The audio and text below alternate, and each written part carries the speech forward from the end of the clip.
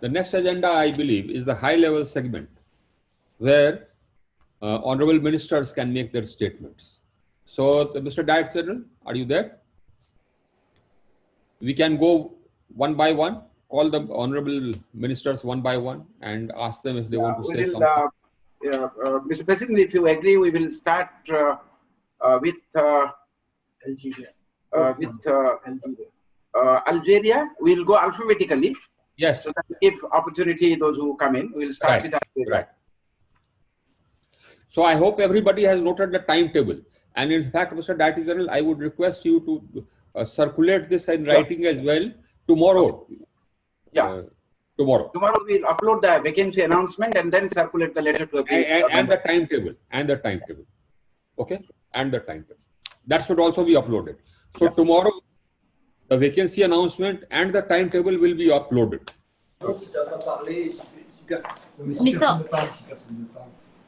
Mr. President, would you allow us for 1 second? We'd like to commend the tremendous work of the outgoing Director General. I think he deserves... France, the time for that will come when we are sort of bidding goodbye. Right now, the Director General is still there.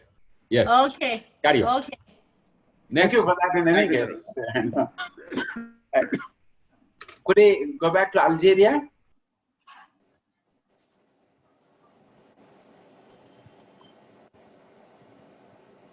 If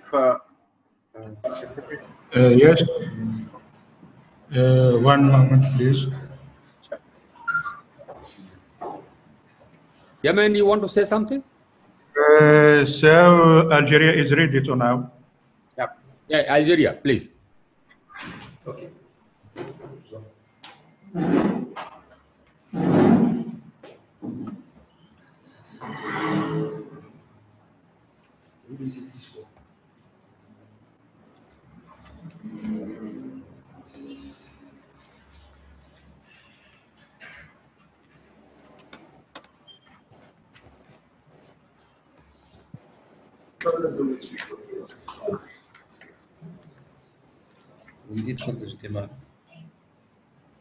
Algeria, please. Good morning. Yes.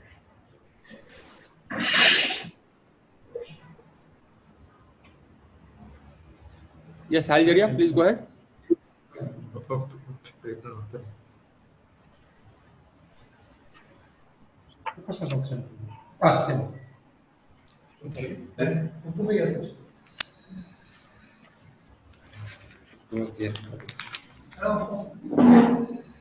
Monsieur le Président de l'Assemblée,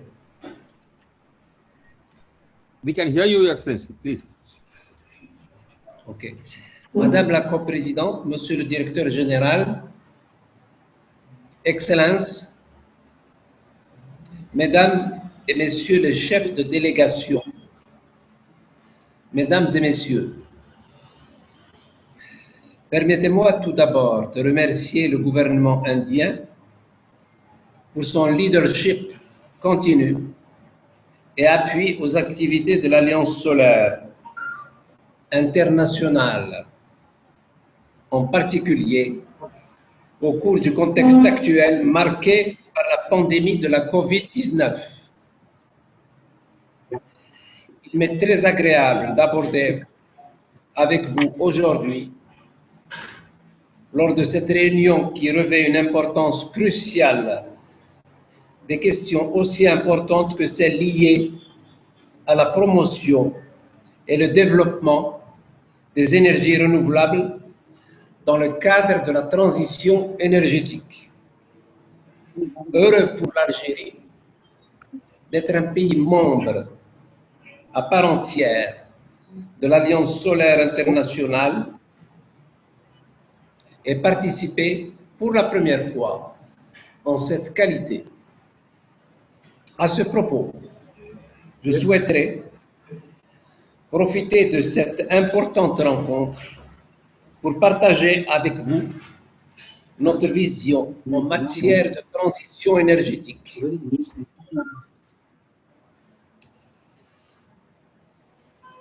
Sur le court, le moyen et le long terme, vers le développement durable. Elle s'appuie sur le développement des énergies renouvelables, notamment le solaire, photovoltaïque et la promotion de l'efficacité énergétique. Mesdames et messieurs, les bouleversements structurels rapides et majeurs, comme notamment la pandémie du Covid-19, qui façonnent aujourd'hui la scène énergétique mondiale, ont mis l'Algérie devant d'importants défis et enjeux, à savoir la nécessaire diversification des sources d'énergie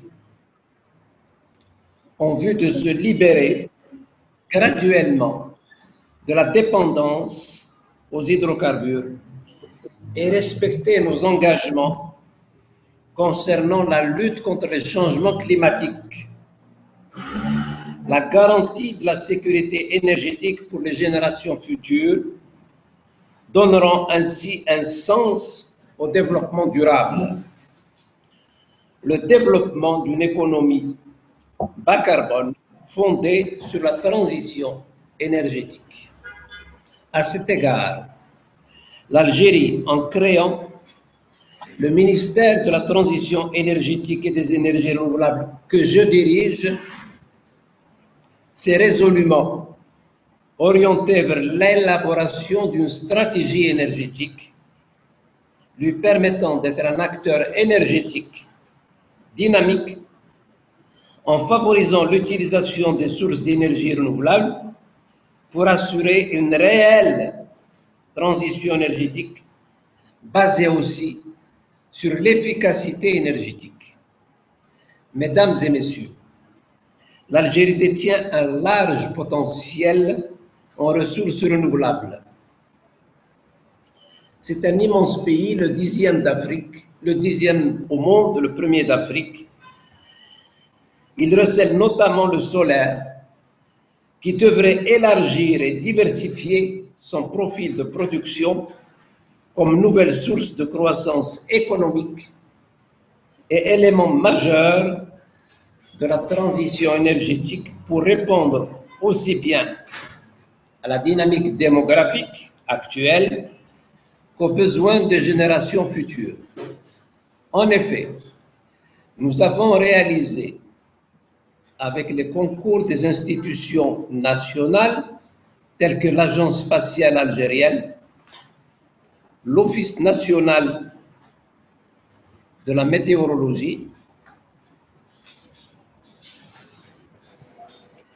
et le Centre de développement des énergies renouvelables, un atlas national du gisement solaire qui nous a permis d'identifier une irradiation globale de 3 km² par mètre carré et par an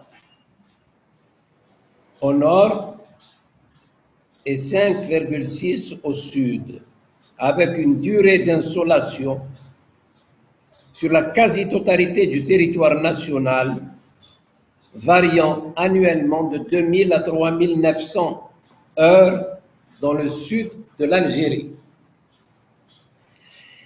Nous avons fait aussi des études d'identification des sites éligibles à l'implantation des centrales solaires photovoltaïques et centrales solaires thermodynamiques.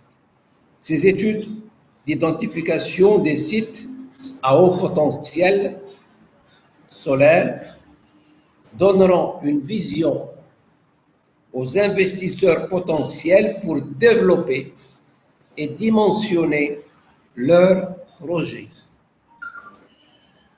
Par ailleurs, nous avons réalisé un état des lieux de la consommation actuelle et des moyens mis en œuvre pour la réduction de cette consommation. En termes d'expérience, l'Algérie compte aujourd'hui près de 500 MW en hydroélectricité d'origine solaire. Il y a 23 centrales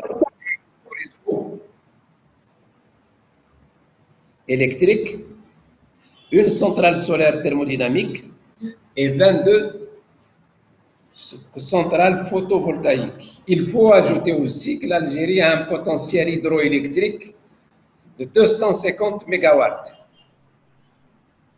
L'apport de ces ouvrages dans la satisfaction de la demande nationale est important, surtout durant l'été. Mesdames et messieurs, grâce aux énergies renouvelables, il nous sera possible de valoriser au mieux nos ressources conventionnelles, allonger la durée de vie de nos réserves et de plus nous permettre de respecter nos engagements en ce qui concerne les changements climatiques, notamment ceux de Paris de la COP 21. Cette démarche garantira, en outre, pour les générations futures, la sécurité énergétique, condition nécessaire du développement économique et une amélioration du niveau de vie. Notre vision consiste à faire jouer aux divers secteurs un effet de levier pour le développement de la production d'électricité d'origine renouvelable. Cette vision, nous la déclinons en 3 volets. 1. L'hybridation des centrales classiques au diesel et au gaz naturel, surtout pour les réseaux du Sud, isolés, du Grand Sud algérien, par la filière photovoltaïque.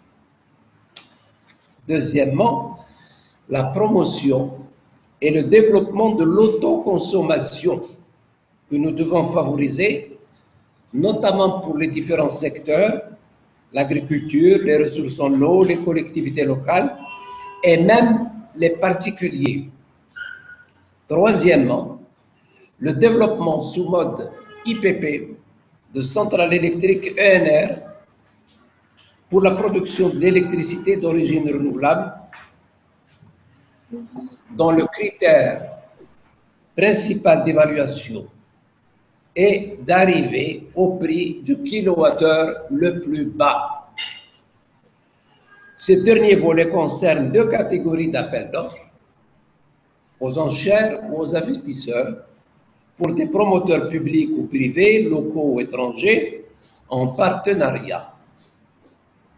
Les enchères pour des capacités de production variant entre 10 et 20 gigawattheures dans l'année, les appels d'offres investisseurs pour des capacités de production dépassant les 20 gigawattheures dans l'année. Mesdames et messieurs, la ratification par l'Algérie de l'accord cadre portant création de cette alliance, à l'instar des autres pays riches en ressources solaires, AC one crore.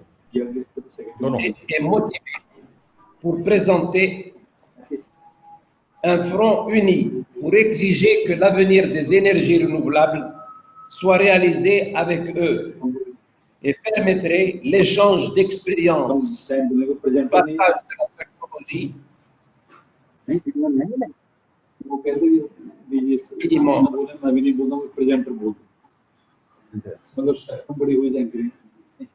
Je reste confiant que notre adhésion à cette instance sera bénéfique.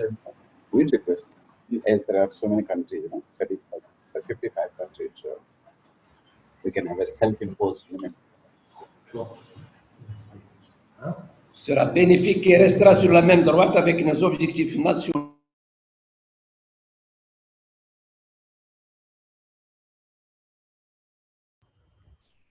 Thank you, Your Excellency. Thank you for your address. Mr. Director General, the next country.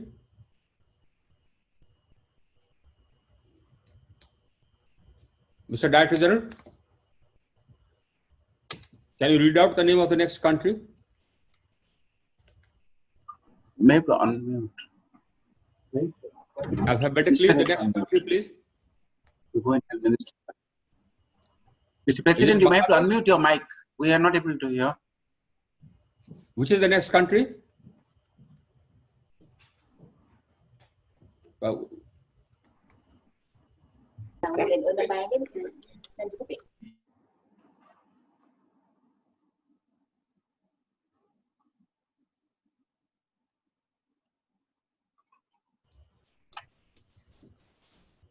Mr. Director General, the next country. Mr. President, you have to unmute your mic. We can't hear you. Who? Well, now could we, thank you, Algeria. Now we will go give the floor to Bangladesh. Bangladesh. Bangladesh, please.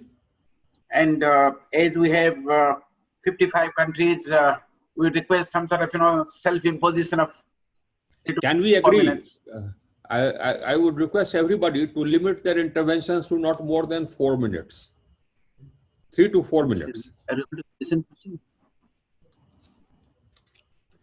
It's requested that the interventions may be limited from 3 to 4 minutes. Bangladesh. Next country, please. Mr. Director General. No. Yeah. Next country, please. Mr. Director General. Yes, Mr. President. Now Bangladesh has the floor. Bangladesh.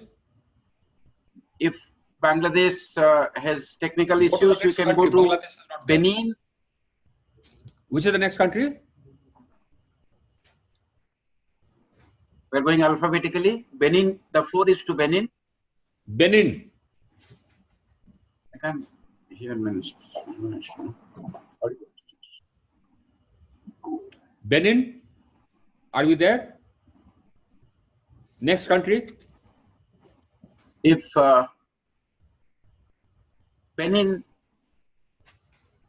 is not there, then we go to Burkina Faso. Honorable Minister from Burkina Faso.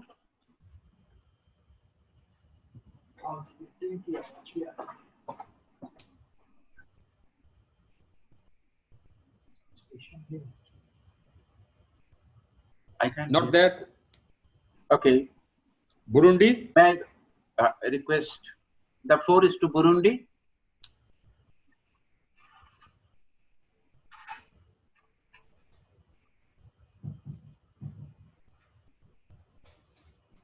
Not there. Comoros. Would Comoros like to intervene? The floor is to Comoros. Comoros, I don't know whether the minister told me that he will join, maybe because it has become late and he might not have joined. But if you allow me 1 minute, I can speak few words on his behalf. Please go ahead. All right. So, firstly, on behalf of the Minister of Energy, I am speaking. The government of Comoros compliments the ISA for the work they have done, and especially this assembly session in these COVID times have been completed. So 5.5 hours already passed, and we will sit for another 1 hour. But having said that, firstly, let me compliment and congratulate the president, the India for being elected president for another term of 2 years, and also France for being elected for another 2 years as a co-president. But unfortunately, the Director General, who has done such a wonderful job, has withdrawn from the extension. So therefore, we are not very happy with it in the sense that he was doing a good job, and I don't know what constraint he has got that he has withdrawn from his application for extension. Having said that, I will only say on behalf of the government that the demonstration projects being offered to the LDC and SID countries is a wonderful idea. This will help put up some solar projects in the hospitals, maybe 1 or 2 or 3. We are planning some more because we had sent the project report to the ISA, but I have been told to request ISA to put that on hold, and we will be sending a bigger project. So let us hope for the best. But I assure on behalf of the government of the Union of Comoros that the projects will reach you before 30th of October, the last date. Having said that, So good luck to everybody, and good luck to the Director General, who will be with us for another 3-4 months, maybe more, or November, December, January, February, March, maybe 5 months. So he will put in all his efforts to make ISA more vibrant till the time the new DG comes in. God bless you all. Thank you very much. And that is what I have to say on behalf of the Minister. Thank you. Thank you. Thank you. Well, Excellency, I will do on personal ground, so there is nothing else. Could you now give the floor, Mr. President, to Congo? Yes. Congo. Next, go to the next country. Next is Djibouti, Republic of Djibouti. Next. And next is Ethiopia, Federal Democratic Republic of Ethiopia. Next. Republic of Fiji. Hello, can you hear me? Mr. President, can you hear me? Yes. Yes, Your Excellency. Please. Thank you, Mr. President and Co-Chair, honorable members of the Assembly. First of all, I'd like to congratulate you on your reappointment as President and also the appointment of the co-chairs. And it's an honor for Fiji to be appointed one of the Vice Presidents this time around. This is a position that we will do our utmost to deliver to the best of our abilities in the interest of the Alliance. In Fiji, it's almost 3 a.m. in the morning, so I bring you greetings from the Pacific Islands, and we're very happy that we can participate in this assembly, and also like to extend our condolences to the Fijian government, to all those that have been affected by this COVID-19 pandemic. From Fiji, we'd like to thank the Alliance for all of its support and commitment to countries like Fiji over the past, and we're also delighted to note the amendment to the framework agreement that has been endorsed, and that the membership of the Alliance has been expanded to include all other UN member countries. I think this is a great development. It's going to help us work collaboratively in terms of research, technology, and knowledge transfers to all of the member states. Fiji as a country has shown great leadership in the fight against climate change. We have set a lot of our targets in terms of reduction in greenhouse gas emissions, emissions by 2050, like a lot of other countries. During the second ICA General Assembly meeting, Fiji had agreed to host the first ever national focal point conclave for the Asia Pacific region.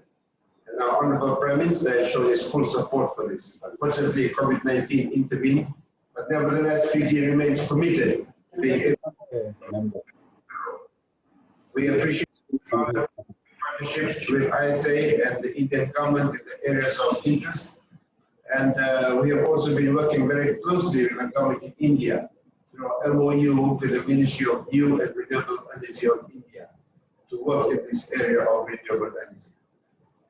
At the moment, Fiji's average renewable supply mix over the last 8 years stands at around 54%, predominantly through hydropower, and we are looking to work together with ISA to make use of the potential of solar all across the Fiji Islands, both in on-grid and off-grid type systems. Through our rural electrification program, we've assisted more than 13,000 households in our rural and maritime communities with a total installed capacity of around 3 megawatts. And we've also worked with other agencies, the European Union, KOICA, to have 8 solar diesel hybrid projects through our rural government stations and communities with a total installed capacity of around 2.2 megawatts. We have ongoing projects now in a lot of our centers, including Nangi, the center of our hospitality sector. Some of our larger islands, we are now making them more renewable, installing microgrids, solar microgrids in these islands, including Taveuni and Ovalau. And some of these will be including some 4 megawatt systems, including a battery energy storage systems, which is the first of its kind in the Pacific region. So there's quite a lot of investment that is going on in this particular area. Fiji, like other ISA member countries, is not immune to the impacts of the COVID-19 pandemic, and our tourism sector is badly affected. And this also has an impact on the speed with which people move towards the solar space. But nevertheless, we in Fiji look forward to working closely with the Alliance, and we look forward to being able to carry out our role as Vice President in the upcoming period. We look forward to seeing the implementation of all the projects that we have been discussing today. Thank you, Mr. President, sir.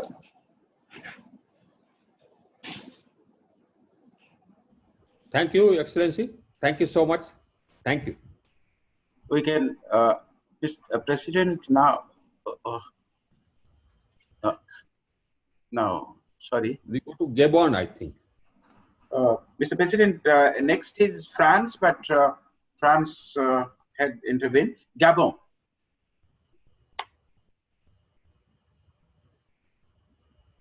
Republic of Gabon. Next is Gambia, Republic of the Gambia.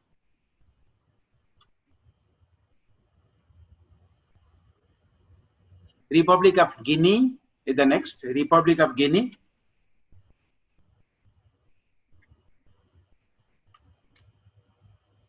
Guyana. The next is Cooperative Republic of Guyana. We have Republic of Haiti.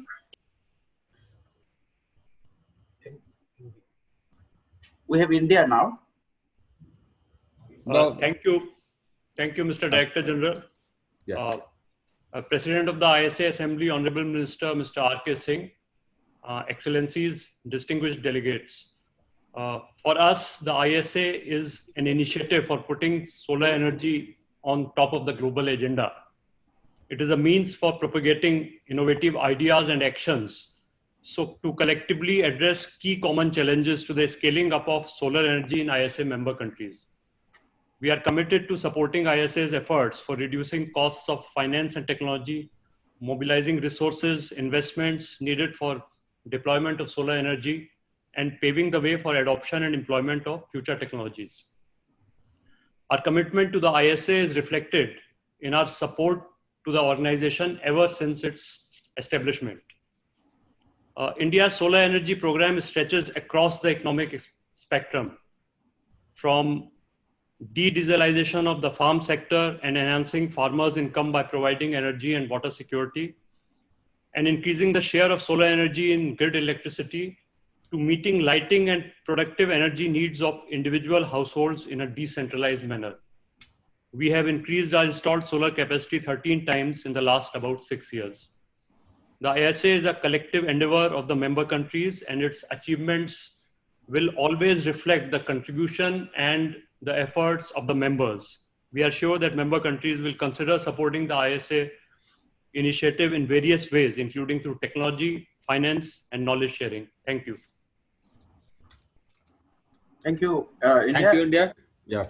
Mr. President, France will be also eligible to speak because their minister. Right. Yeah. The representative of the minister, the country can speak if they so wish. In order for the meeting not to last too long, we prefer to hear the next speaker. Thank you. Okay, thank you. Kiribati, Republic of Kiribati.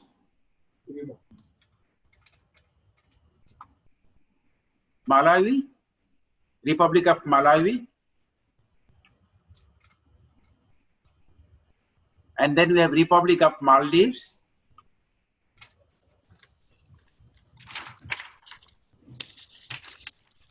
And Excellency, can you hear us? yes, Yes. go Okay. ahead, Honourable Minister. Thank you. Thank you, Mr. President, Director, Yes, Director Mr. Hussain. General, Excellencies and colleagues. First of all, I would like to congratulate India and France, respectively, for being re-elected as the President and Co-President of this esteemed Assembly. I would also like to congratulate the newly appointed Vice President and the other office bearers. I would also like to thank the ISA Secretariat for hosting this important annual assembly. Mr. President, the Maldives is a small island developing state with a population of just over 500,000 people.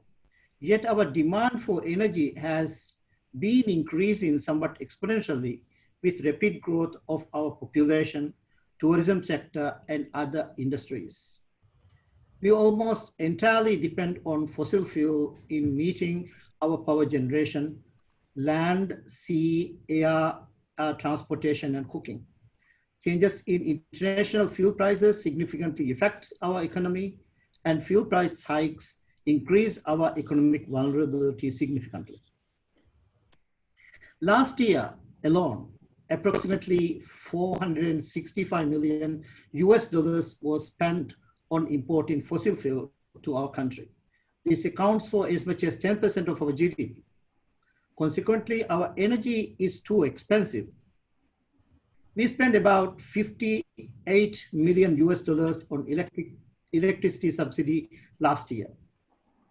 So providing affordable energy from sustainable renewable sources is an essential policy objective. Being a coral atoll nation of 1,200 islands, which is geographically widely dispersed, each island has its own mini-grid network and its own power generation facilities. There is no national grid or national powerhouse. Fuel required for these facilities are stored at central location around Male and has to be transported as needed.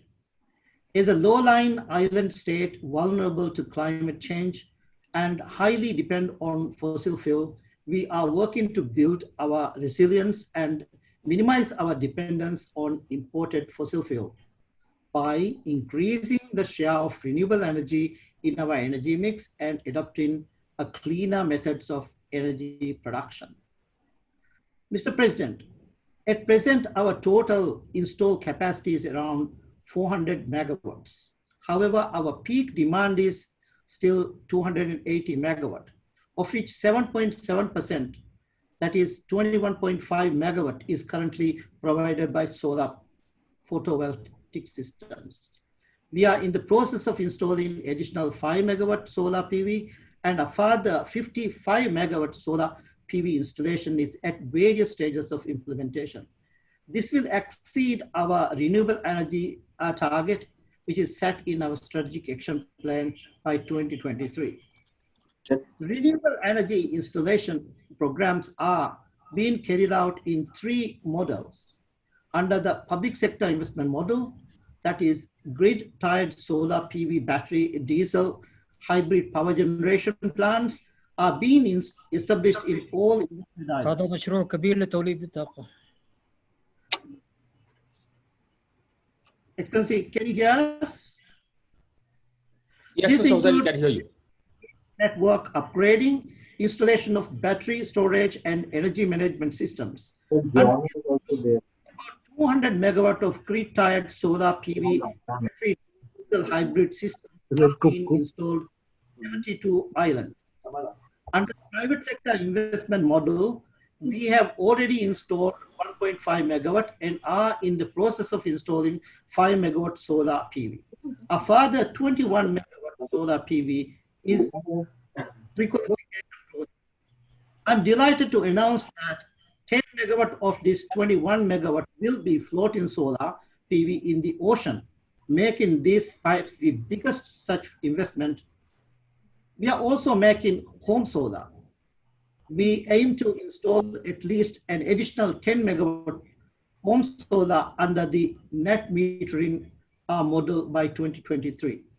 We are thankful for the generous support for our donor countries and institutions, particularly the ADB, World Bank, ADFD, and IRENA, GCF, JAF, and GIZ for assisting us in developing our energy sector.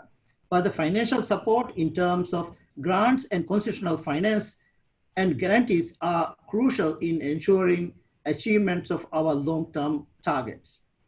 Mr. President, international cooperation is fundamental to build resilience and climate vulnerable economies such as the Maldives. Achieving our target calls for the continued support from our donors, that is donor countries, multilateral banks, and international agencies.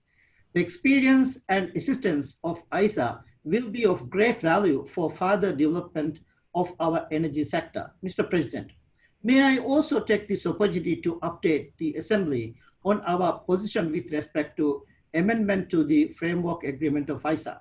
On behalf of the Government of Maldives, I have signed the amendment 2 days ago on 12th of October after approval from the Majlis, our parliament. Soon the signed amendment will be ratified by the President of the Maldives, His Excellency Ibrahim Masale. Before concluding, I would like to thank the International Solar Alliance and the Secretariat for providing the opportunity to be shared, to share our challenges and present our status of the deployment of solar PV in the country. I wish all a very good day. I thank you. Thank you. Thank you, Maldives. Thank you, Mr. Hussain. Thank you. Yes. Next is Mali, I believe.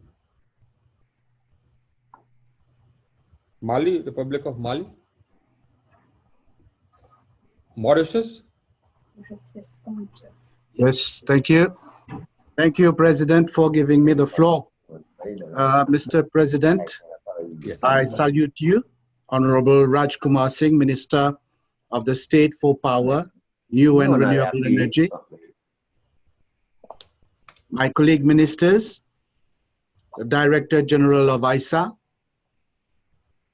Excellencies, ladies and gentlemen, good evening. Allow me at the very outset to thank the International Solar Alliance for my nomination as Vice President for the Africa region of the ISA.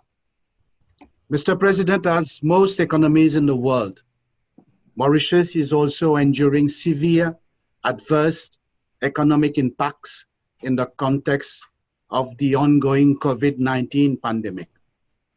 We are expecting a new normal for the economy. Unfortunately, Mr. President, we are not yet there, given that the vaccine to combat the disease is yet to come to the market. Hopefully, we will be out of the woods sometime next year. Mr. President, the situation in small islands development states is still more challenging, as we rely a lot on imports of goods and commodities such as oil. And on the other hand, we are very much reliant on services such as tourism for our earnings. We are thus currently experiencing severe pressure on our balance of payments, with our gross domestic product shrinking by double-digit figures. Such a state of affairs is also having severe adverse impacts on the employment situation, particularly on our youth. Mr. President, against this difficult backdrop, the national energy plans, particularly in SIDS, would need to be revisited to take into account significant reduction in demand of electricity, preliminarily estimated to about 17% in Mauritius. The reduced prices of conventional sources of energy, such as oil, has resulted into a new dynamics of costs from both conventional and renewable sources. We should seize this new opportunity to create green jobs for our youth. We have very well established plans for the development of renewables in Mauritius with a view to fostering and sustaining the energy transition away from fossil fuels. Such plans will be reviewed in the light of new circumstances, which are by no means more complex than before the COVID-19 era. We have already initiated processes to review our 2019 renewable energy roadmap, which targeted 40% renewable energy in the country's energy mix by 2030. The use of solar energy, Mr. President, will still be central to our new ambition, and we shall continue building on progress already achieved in 2018 and 2019. Our new renewable energy ambition will be integrated in our country's new commitments in the nationally determined contribution to be submitted to the United Nations Framework Convention on Climate Change early next year. Mr. President, in 2018, the contribution of solar in the energy mix of Mauritius was 1.6%. This increased to 4% in 2019. Now, with a view to coping with the intermittency of solar electricity, the national utility in 2019 commissioned 4 megawatt of storage batteries for an investment of $3 million. An additional 14 megawatt for an investment of $10 million will be commissioned early next year. Mr. President, it is interesting to note that the prices of PV as delivered and installed in Mauritius was $1.43 per kilowatt in 2017, and it progressively decreased to $1.15 by 2019. As of December 2019, Mauritius had a total of 100 megawatt installed capacity, comprising utility scale rooftop in commercial buildings and in-house rooftop systems. Our experience with the reliability has been very positive, with very few technical issues and low maintenance costs. Finally, Mr. President, in terms of funding, in 2018, Mauritius obtained funding to the tune of $10 million from the Abu Dhabi Fund for 10,000 rooftop PV kits, each of 1 kilowatt, with the remaining funds being provided by the national utility. Most of the utility scale projects are from private investors who mobilized their necessary funding from private banks in Mauritius. The electricity utility is currently planning the development of an 8 megawatt PV farm and is planning to seek funding from Exim Bank of India.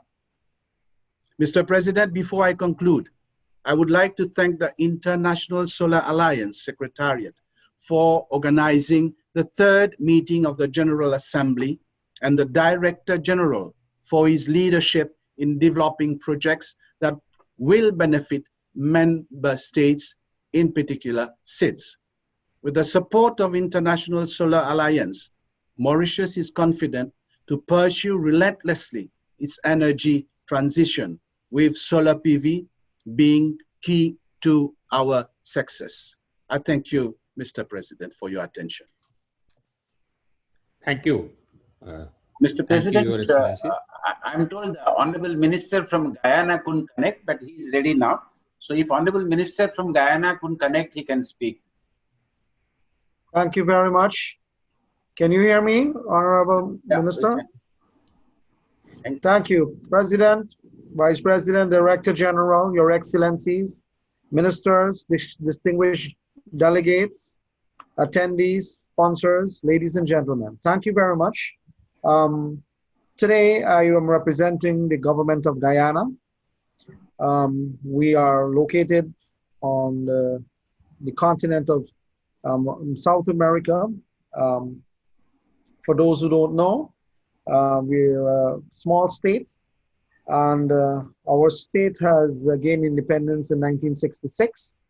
And from there on, we have been steadily on the upward and onward to development. Recently, the energy sector in Guyana has seen a massive injection of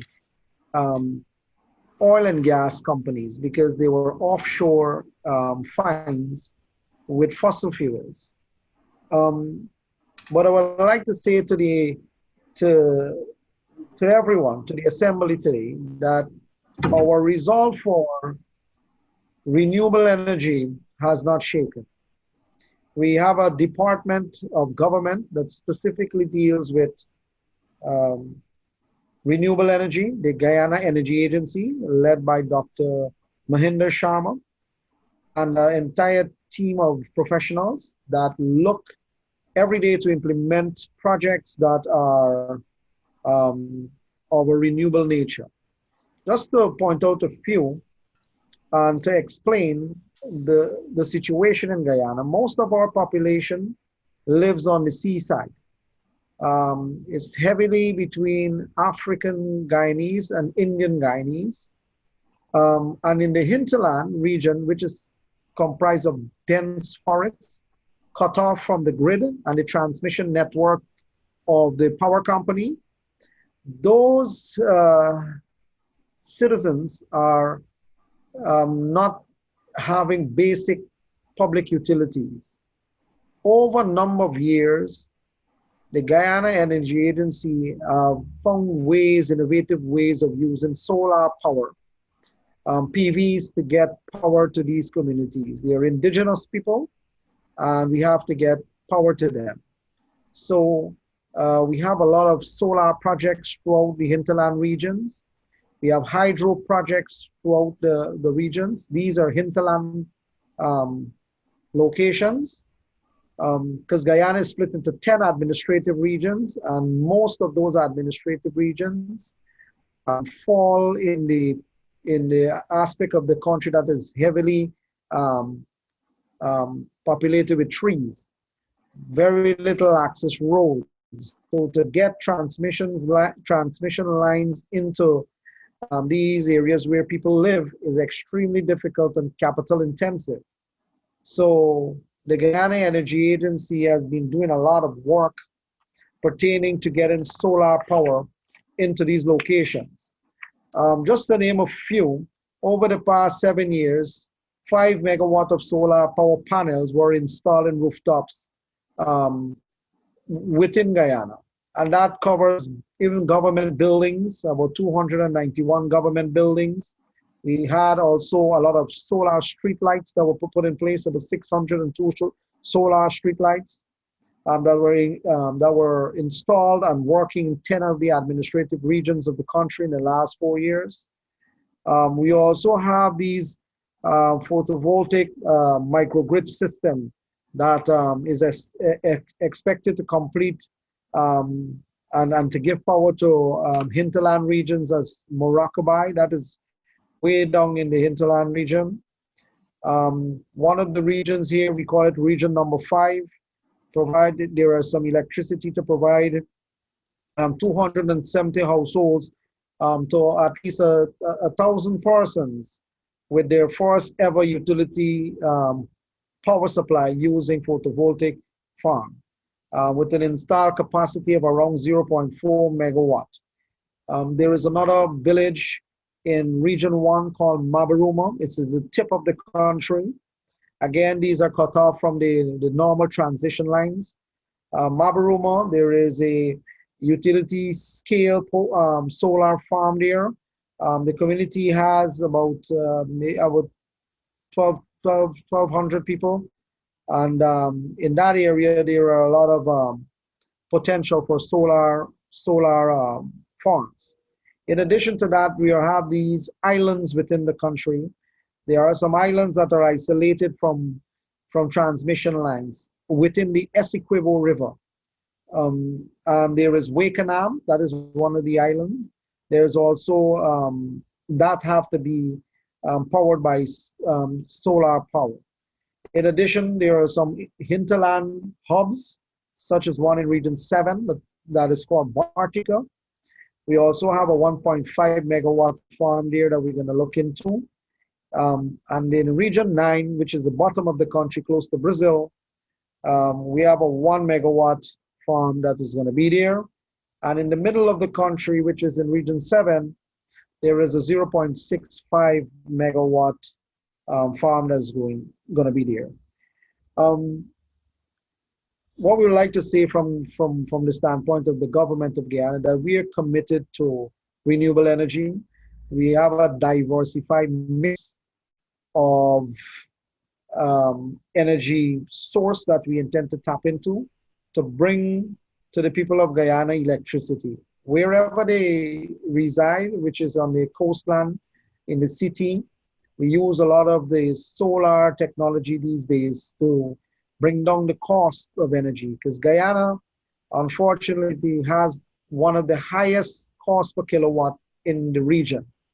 And because of that, and that is driven mainly by fossil fuels, and because of that, it strangulates manufacturing and it carries up costs of investment. So, Mr. President, Director General, and all, we are on a path to diversify the energy mix.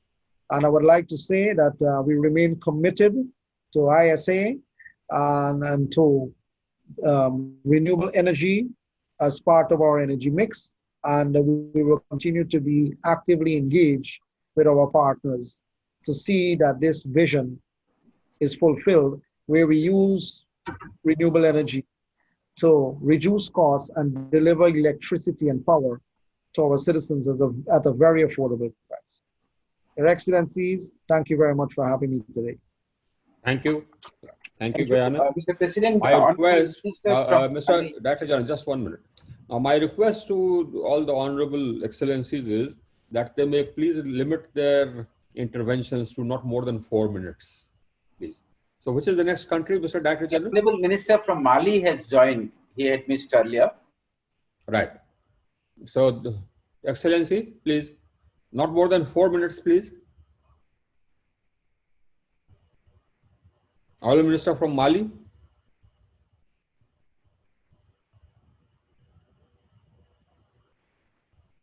Mali. Let's go to the next country, then we can come back. Mr. Director General. The floor goes to Let's go to the next Namibia. country. Namibia, Republic of Namibia. I think you have missed out Myanmar. I'm sorry, Union of Myanmar. Yes. Yes. Kindly. Your Excellency.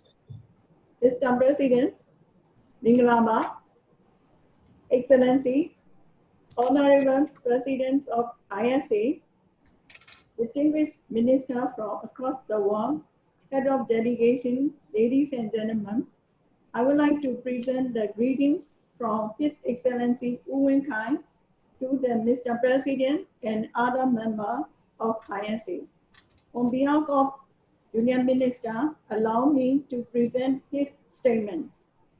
It is my honor and privilege to deliver the statement in this third assembly of the International Solar Alliance. First of all, I would like to congratulate the government of India and organizers of ISA for successfully convening this important meeting during the challenging period of COVID-19 pandemic. While all the countries battle this virus, we cannot stop in our endeavor to provide energy to our people and economy. I would like to highlight a few of the initiatives undertaken in the energy sector of Myanmar. Our objective is to ensure a secure, reliable, cost-effective, and clean energy supply to grow the country. As all of you may know, lack of access to energy correlates directly to poverty and lack of economic growth. Myanmar electricity demand and needs are growing significantly year by year. The country celebrates its achievement of electrifying 50% of its households from the national grid in December 2019. It is planned to reach 75% of the household by 2025 and the whole country of 2030. Hydropower and renewable energy generate electricity will have to be a significant part of the future generation mix. In order to achieve national electrification efficiently and environmentally friendly, the share of solar power and other renewable in the generation mix will increase gradually without affecting the system stability. In 2019, the first phase 40 megawatt of Mebu solar power plant has been successfully connected to national grid. Some areas such as isolated islands that are too remote to build grid-based infrastructure can be provided solution with off-grid technologies. We have implemented 500 kilowatt hybrid system of solar, ESS, and diesel generator power plant and supply in off-grid of Ma'ao Island. In 2021, another 500 kilowatt hybrid of solar will be completed off-grid in Coco Island. Moreover, MOEE invited the interested investor on tender-based selection to implement the ground-mounted solar plants with a total installed capacity of 1,060 megawatt at 30 different locations, and it will be commissioning in mid-2021. Therefore, we plan to achieve 14% of generation mix with grid-connected solar power supplying 1,100 megawatt out of the total installed capacity of 8,118 megawatt in 2021. Off-grid re-electrification service such as solar home system and solar mini-grid projects in school, healthcare center, religious buildings, public buildings, and street lights are being provided to villages in remote areas.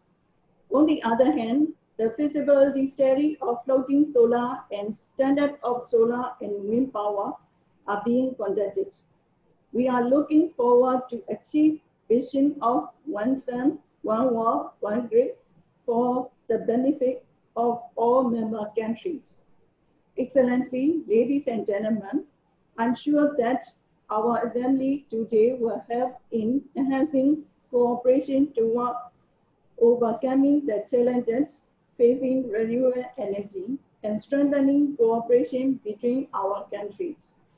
Yes, the challenges are big, but the opportunities are substantial. Thank you all.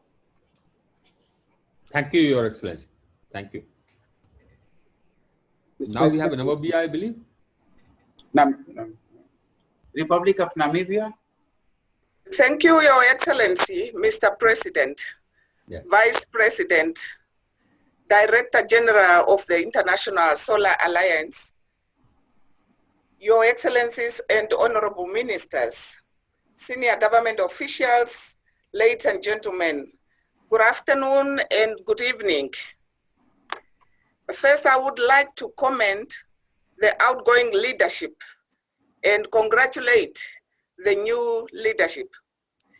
I am honored to join you all today on this virtual platform to the third assembly of the International Solar Alliance and to give an address on behalf of the Ministry of Mines and Energy of the Republic of Namibia.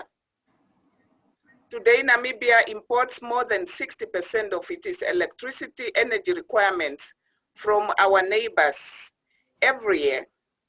Currently, we have an installed capacity of 594 megawatts, while our maximum demand is recorded in 2019 at 620 megawatts. Therefore, energy deficit within the country severely compromise the security of supply, while energy import exposes us as Namibia to high electricity prices and currency rate fluctuations. Mr. President, renewable energy does not only hold the solution to these challenges, but also has the potential to shape Namibia's future as potential global player in renewable energy and in particular solar energy. Namibia has an abundant renewable energy resources in addition to hydropower, wind, and biomass. Solar radiation in Namibia is among the highest, and this makes Namibia a prime location for renewable solar energy for both photovoltaics and concentrated solar power installations. Mr. President, the government of Namibia is aware of this potential and is elevating renewable energy development as a national priority. Hence, the ministry has developed the following vital documents: the National Energy Policy, the Renewable Energy Policy, the National Integrated Resource Plan, the Modified Single Buyer Market Model. All these policies and arrangements are meant to enhance security of supply through effective and economic use of locally available energy resources while reducing dependency on imports. The Ministry of Mines and Energy is the custodian of Namibia's energy sector, and as such, it is my ministry's responsibility to ensure that we make the right decisions on how we energize Namibia's future. And this has to be done in line with the SDGs.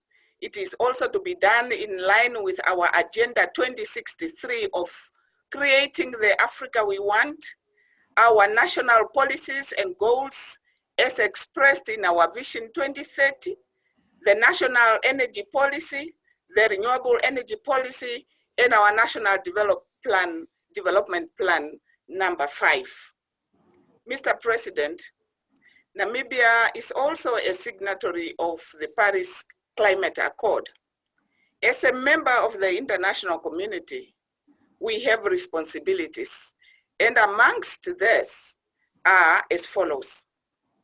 Our target is to have 70% of our energy mix coming from renewable resources by 2030. We should ensure that environmental damage due to the development of our energy sector is kept to a minimum. At the same time, we recognize the importance to reduce national greenhouse gas emissions, for example, by switching the climate-friendly electricity generation technologies and by strengthening the resilience of our people against the adverse impacts of a changing climate. Our efforts to adopt and mitigate the effects of climate change are supported by the international community, for which we are most grateful. To substantiate our efforts, Namibia has to date installed a total generation capacity of 135 megawatts from renewable energy sources since the year 2016. The Namibian government is in the process to add an additional 170 megawatts generation capacity, mainly from solar photovoltaics, biomass, and wind by the year 2023. We will not stop working towards achieving a greener and cleaner and more sustainable Namibia. And in conclusion, Mr. President, Your Excellencies and honorable ministers, on behalf of the Namibian government, I would like to applaud and congratulate the International Solar Alliance efforts in supporting Namibia's quest for clean, renewable energy, and also in organizing this very important assembly. I thank you. Thank you, Your Excellency. Thank you. Mr. Now we President, have Honorable Nauru. Minister from Mali has apparently connected again. Would you like to give it? Honorable After Minister. Nauru, we'll come back to Mali. Nauru, 4 minutes, please, maximum 4 minutes. Très bien. Bonjour. Yes. Lamine Seydou Traoré, ministre des Mines, de l'Énergie et de l'Eau de la République du Mali. Mesdames et Messieurs, les présidents de l'Assemblée de l'Alliance solaire internationale, Mesdames et Messieurs les ministres et chefs de délégation, honorables délégués, Mesdames et Messieurs. Tout d'abord, je tiens à remercier le gouvernement de l'Inde pour avoir organisé la 3e Assemblée générale de l'Asie dans cette conjoncture difficile pour le monde entier, mais aussi et surtout pour ses efforts louables consentis pour le développement de notre organisation qui est l'Alliance solaire internationale. Mes vifs remerciements vont également au secrétariat général de l'Alliance pour l'ensemble des activités réalisées depuis sa création. Aussi, J'adresse mes chaleureuses félicitations au directeur général de l'Alliance solaire internationale, M. Upandra Tripathi, pour la qualité de sa présentation et son engagement indéfectible pour cette alliance. Enfin, je voudrais féliciter l'Inde et la France pour leur reconduction au poste de président et de coprésident de l'Assemblée. Monsieur le Président, permettez-moi de saisir cette occasion pour réaffirmer l'engagement des plus hautes autorités maliennes avec l'Asie et me féliciter de la qualité de la coopération que le Mali entretient avec cette alliance en particulier et l'Inde en général.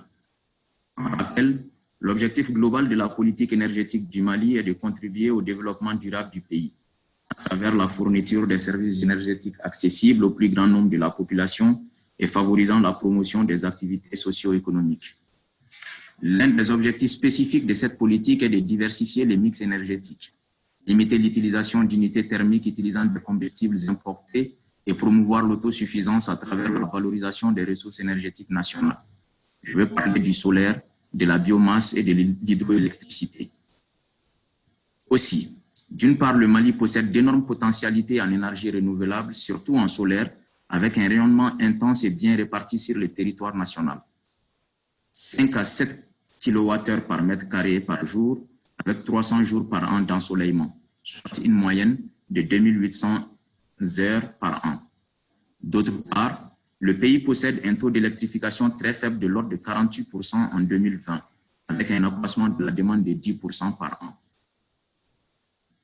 Au bénéfice de ce qui précède, le gouvernement du Mali envisage un objectif ambitieux, mais réaliste, de 25% d'énergie renouvelable, hors moyenne et grande hydro, dans les mix énergétiques d'ici 2036, avec une grande part d'énergie solaire. Monsieur le Président, pour atteindre cet objectif, mon pays a d'énormes attentes de l'Alliance et de l'Inde et espère que leur accompagnement ne feront pas défaut. Nous développons actuellement plusieurs projets avec l'Asie, à savoir un projet de construction d'une grande centrale solaire photovoltaïque avec stockage de 50 MW à Fana pour 60,65 millions de dollars américains. Un projet de réalisation d'un village durable par le biais de l'irrigation solaire photovoltaïque et des technologies d'énergie renouvelable sur 2500 hectares pour un montant d'environ 22 millions de dollars américains. Il existe d'autres projets en cours de discussion ou en phase d'élaboration d'études de faisabilité. Parmi ces projets, nous pourrons citer entre autres un projet d'installation de centrales solaires d'une capacité cumulative de 500 MW, dont les études de préfaisabilité ont été déjà réalisées. Il a attendu la visite de l'expert de la Société nationale Telmar Power Corporation, NTPC, qui a été choisi pour la réalisation des études. Un projet d'application de pompage solaire 15 000 pompes pour des fins productives dont l'étude de préfaisabilité a été également effectuée. Des projets de mini-grid, mini-réseaux pour l'électrification réelle, de toits solaires, etc. Mesdames et messieurs, je ne saurais terminer sans vous exprimer par ma voix la gratitude des autorités maliennes à l'égard des autorités indiennes pour leur inlassable engagement à contribuer au développement de l'énergie solaire au Mali. Je félicite encore une fois de plus le directeur général de l'Alliance solaire internationale pour le formidable travail accompli pendant son mandat à la tête de notre organisation. Je vous remercie de votre aimable attention. Bamako, le 14 octobre 2020, le ministre des Mines, de l'Énergie et de l'Eau.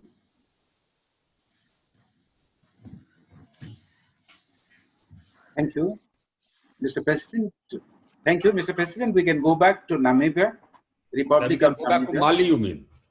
Mali has finished. Mali, actually, the Honorable Minister from Mali spoke now. Yeah, yes. So we go back to Namibia, Republic of Namibia.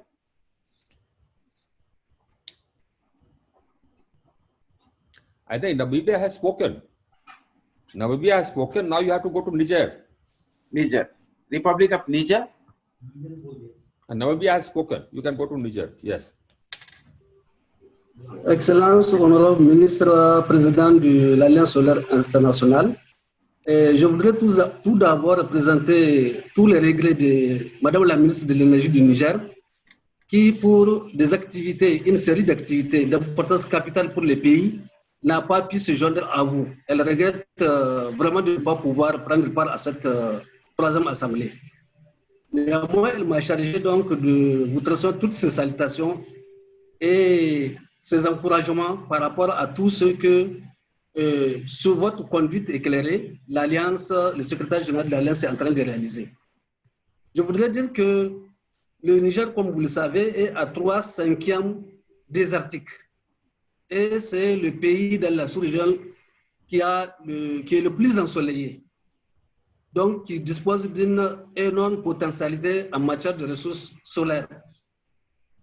C'est dans le cadre donc de son programme, le président de la République, notamment dans l'axe, le 5e axe de sa politique, il a défini donc la lutte pour la préservation de l'environnement, et dans cet axe-là se trouve justement la politique énergétique.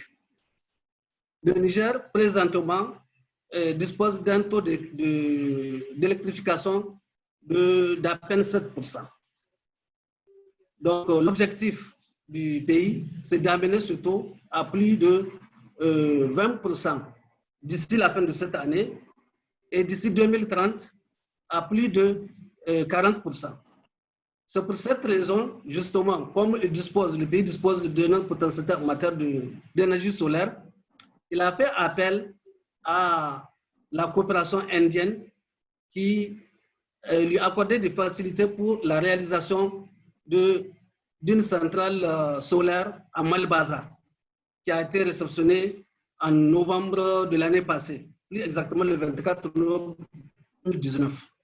Donc, c'est fort du succès de cette réalisation que le Niger envisage donc de restructurer toute sa politique énergétique, notamment par la création d'une agence pour la promotion de l'énergie en milieu rural, qui va s'occuper de ce volet énergétique, qui va le plus se pencher, donc utiliser sur le solaire dont nous disposons en grande quantité. C'est pour cela donc que le Niger adhère à tous les programmes de l'Alliance solaire internationale. Au passage, la ministre m'a demandé donc de vous féliciter, vous et la France, pour votre reconduction à la tête de la présidence de l'Alliance solaire internationale. Et elle m'a dit de saluer effectivement le travail réalisé par l'Alliance solaire, le secrétaire de l'Alliance solaire internationale, particulièrement son directeur général, qui, sans relâche, a œuvré pour la promotion de l'énergie solaire dans notre sous-région. Le Niger adhère entièrement au programme 2021-2022 qui vient de nous être présenté et s'engage avec toute la détermination à sa réalisation. Donc, c'est à cette fin que la ministre m'a chargé de vous transmettre ce message. Elle regrette une fois encore de ne pas pouvoir se joindre à vous. Merci beaucoup.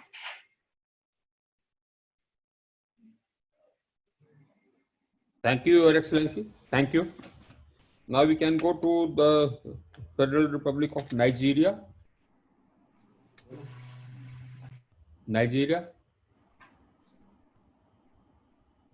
Republic of Senegal.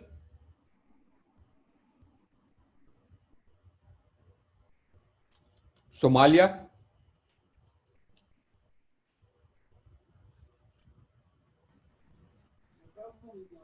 Sri Lanka. Republic of Sri Lanka. Good evening. Hello, can you hear me? Bonjour. Yes, yes. Yeah, good evening, good evening. Honorable Ministers, distinguished delegates. Hello, bonjour. Director General and ISA officials and participants. First of all, I would like to congratulate on behalf of the government of Sri Lanka for the president and also co-president, and for your next term to provide leadership for global solar energy development. Unfortunately, today our minister, honorable minister, couldn't make the deliberation on behalf of the government because of the other official commitments. Anyway, I would like to share the policies and also the existing situation and also future plan on solar development of the country. So basically, the government has targeted to achieve 70% of energy requirement by 2030 from clean sources, including solar. Under that, we have targeted to absorb or to connect approximately 2,700 megawatt of solar to the system by 2030. So in that endeavor, we are planning to implement the project in 4 phases. One is solar rooftop program. At present, we do have approximately 300 megawatt of solar rooftop systems, and 1 megawatt scale projects that is focused basically the local investors, and also 10 megawatt scale projects, and large scale like solar parks, 100 megawatt and floating solar projects. So we are working on development of this kind of strategy to develop solar projects in the country. Now, when it comes to the solar development, at present we do have another 60 megawatt of utility scale projects to connect to the already connect to the system.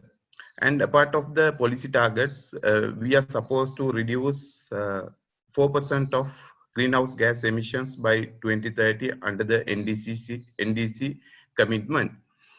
So the one of the major concern or the major challenge that we are facing is the getting concessional financing.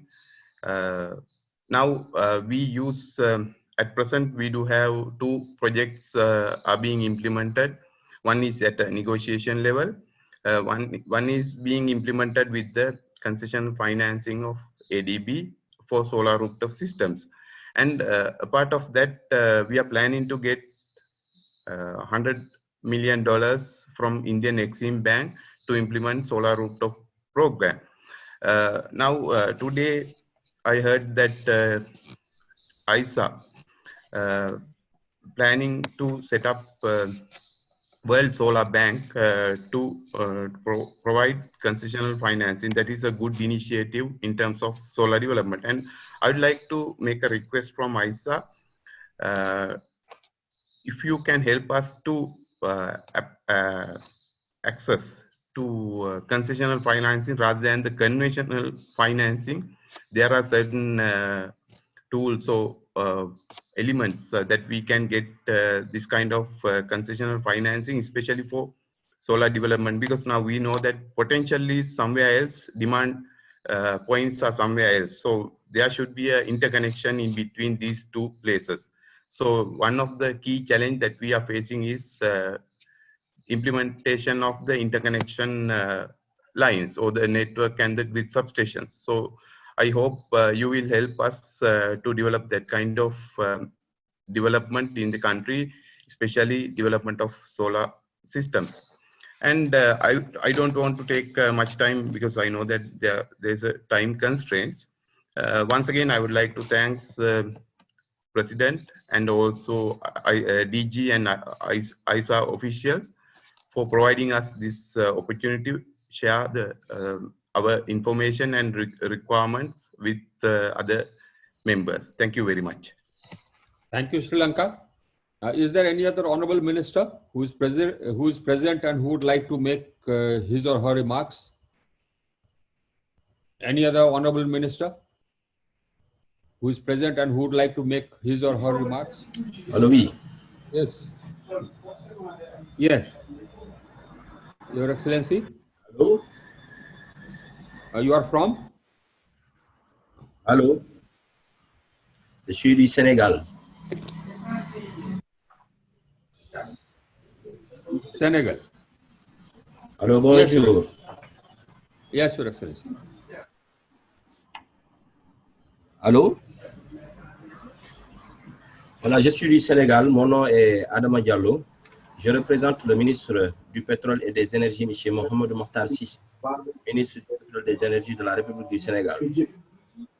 Monsieur le Président de l'Assemblée, honorable Excellences, Mesdames et Messieurs les ambassadeurs, Monsieur le Directeur général, distingués délégués. À l'entame de mon propos, je voudrais tout d'abord manifester notre compassion à l'endroit de tous les pays qui ont subi au cours de l'année 2020 de lourdes pertes humaines et économiques causées par la pandémie de la COVID-19.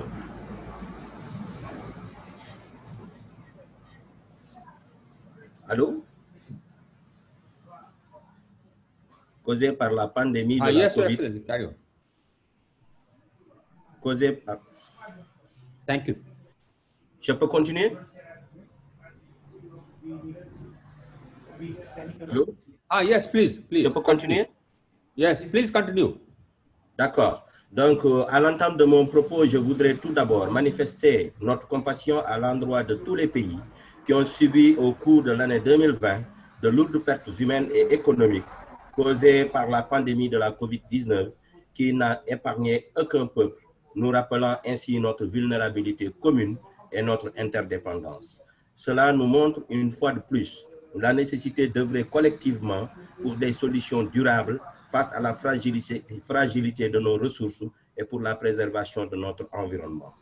Je voudrais donc, après cela, adresser au nom de la délégation sénégalaise et par ma voix nos chaleureuses félicitations à l'ensemble du bureau élu de l'Assemblée, de l'Alliance solaire internationale dont l'Inde assure la présidence.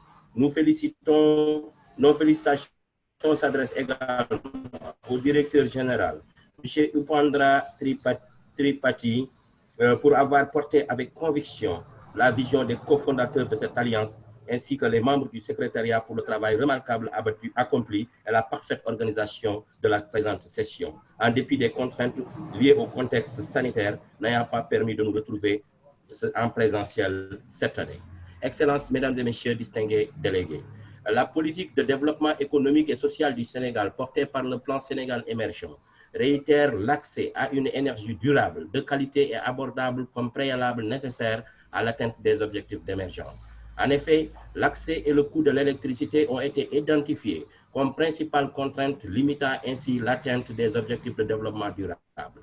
Cette vision de son Excellence M. Macky Sall, président de la République du Sénégal, prône un renforcement de la diversification du mix énergétique centré sur le gaz et les énergies renouvelables, notamment l'énergie solaire, et un accès universel à l'électricité à l'horizon 2025. Ainsi, dans le domaine du développement des énergies renouvelables, l'État du Sénégal a pris une décision forte cette année avec l'exonération de taxes sur la valeur ajoutée pour un ensemble d'équipements de production d'énergie renouvelable, notamment solaire, afin d'en réduire le coût d'acquisition. Notre politique de mix énergétique, basée sur la diversification des sources de production d'électricité, a permis la réalisation effective de centrales solaires d'une capacité totale de 166 MW à la fin de l'année 2019. L'objectif est d'arriver d'ici moins d'1 an à un taux de pénétration des énergies renouvelables de 30% contre 23% actuellement. Par ailleurs, il sera fait recours dans le cadre de notre stratégie d'accès universel à l'électricité, en plus de l'extension du réseau électrique, à l'énergie solaire pour électrifier notamment des villages éloignés des lignes électriques et difficiles d'accès dans les villes. C'est dans cette dynamique que s'inscrit notre stratégie de production et d'accès à l'énergie à faible émission, dont la mise en œuvre a permis au secteur de l'énergie d'obtenir un financement de 50 milliards de francs CFA, 75,45 millions d'euros du Fonds vert climat pour électrifier 1000 villages par mini-réseau à 100% solaire. Ce projet a la particularité d'être le premier projet financement Fonds vert climat mobilisé par le secteur de l'énergie à travers ce mécanisme. Aussi, un important programme de généralisation de l'éclairage public par voie solaire est mis en œuvre afin d'améliorer les conditions de vie des populations et de mobilité des biens et des personnes. Au terme de la première phase d'installation de 50 000 lampadaires, la plus importante d'Afrique subsaharienne, il est attendu 13,5 MW de puissance totale installée. Excellences, Mesdames et Messieurs distingués invités, je ne saurais clore mon propos sans réitérer l'engagement du gouvernement du Sénégal aux côtés de l'Alliance solaire internationale, j'invite cette dernière à renforcer le cadre de collaboration pour la mise en œuvre effective des projets ciblés ayant fait l'objet d'une mission d'experts de ISA en octobre 2019 au Sénégal. Je vous remercie de votre aimable attention. Thank you. Thank you, Your Excellency. Thank you. Now we have the Republic of Sudan. Yes. Yes, Your Excellency.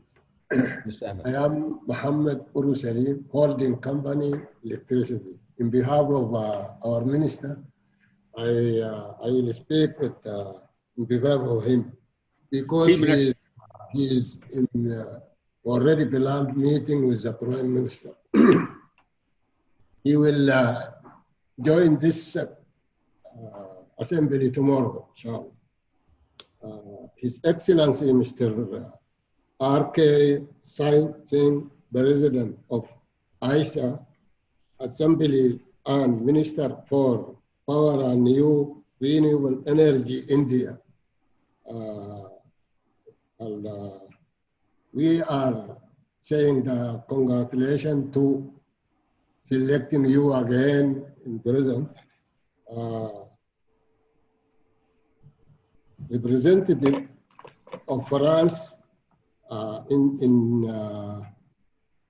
of France said ISA Assembly, thanks for the speech delivered by Her Excellency, Ms. Barbara Pompili, Minister of Ecological and Inclusive Transition France.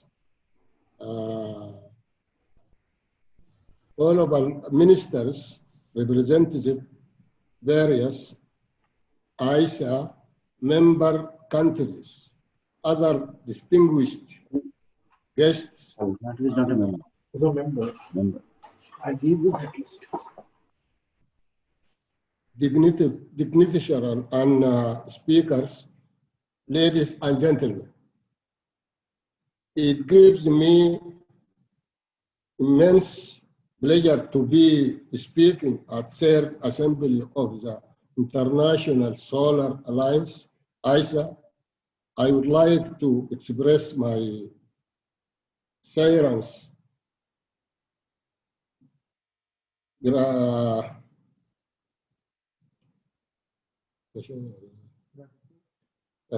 gratitude to Asia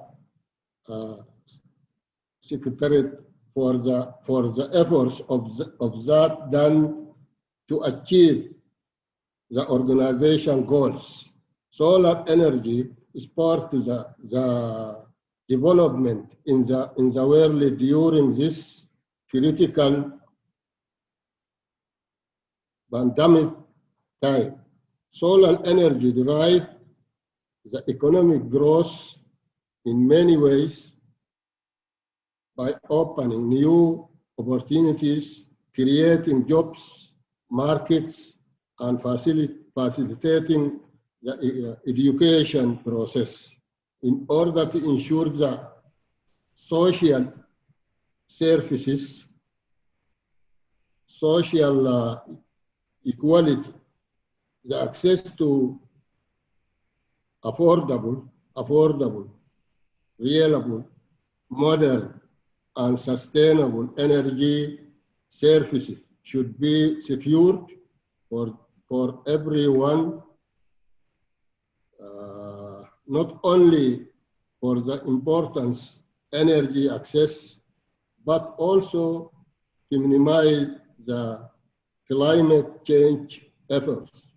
Regarding the solar power projects, the Minister of Energy and Mining commissioned the first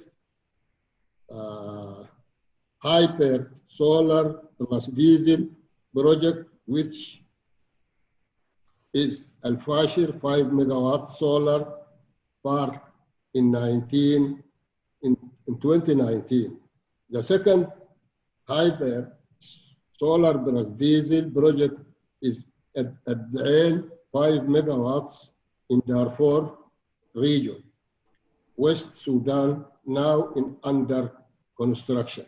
Moreover, we have 3 ongoing projects of solar water pumps with a total number of 3,000 solar water pumps. New business model as well, continuously falling costs of solar has made it possible for countries such as ours to increasingly deploy solar energy. We are exploring innovative financing mechanisms such as PPP model and developer-based model for establishment of such large-scale projects. In this respect, I am happy to share.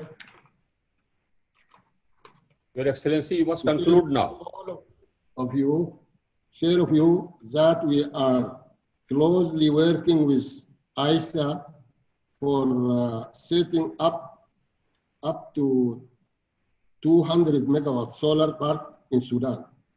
I am confident that with the help of ISA, we will have greater access to these important technologies and business model, which can prove deceivers for various member countries.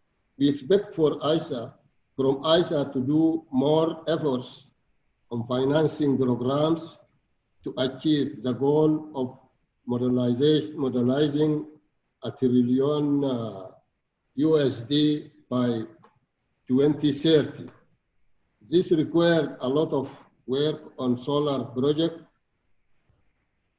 initiation and development to attract the finance from multi-artial finance agencies such as Green Climate Fund and development banks. Lastly, the Sudanese government is committed to continue the support of ISA activities to achieve the expected impacts in the world. Thank you very much. Thank you, Excellency. Thank you. Any other honorable minister who has not spoken and would like to speak? Venezuela Vice Minister. Any other honorable minister who has not spoken and would like to speak? La Guinée. La Guinée. Yes, please. Honorable Excellency, please introduce yourself. Oui. Hola, buenas noches. República Bolivariana de Venezuela.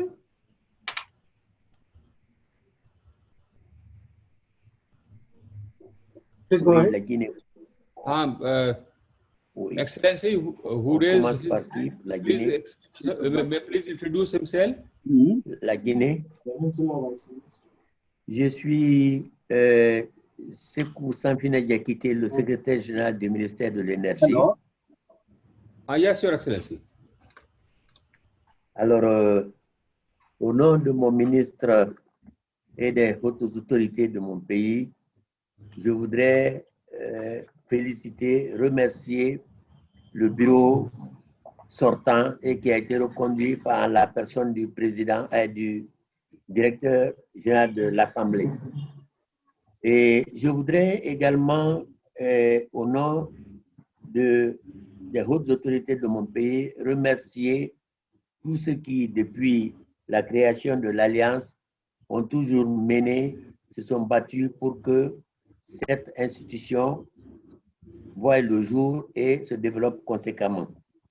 Je voudrais de passage rappeler que mon pays a été l'un des premiers signataires de la convention de cette alliance. Nous sommes parmi les 15 premiers pays qui, aux côtés du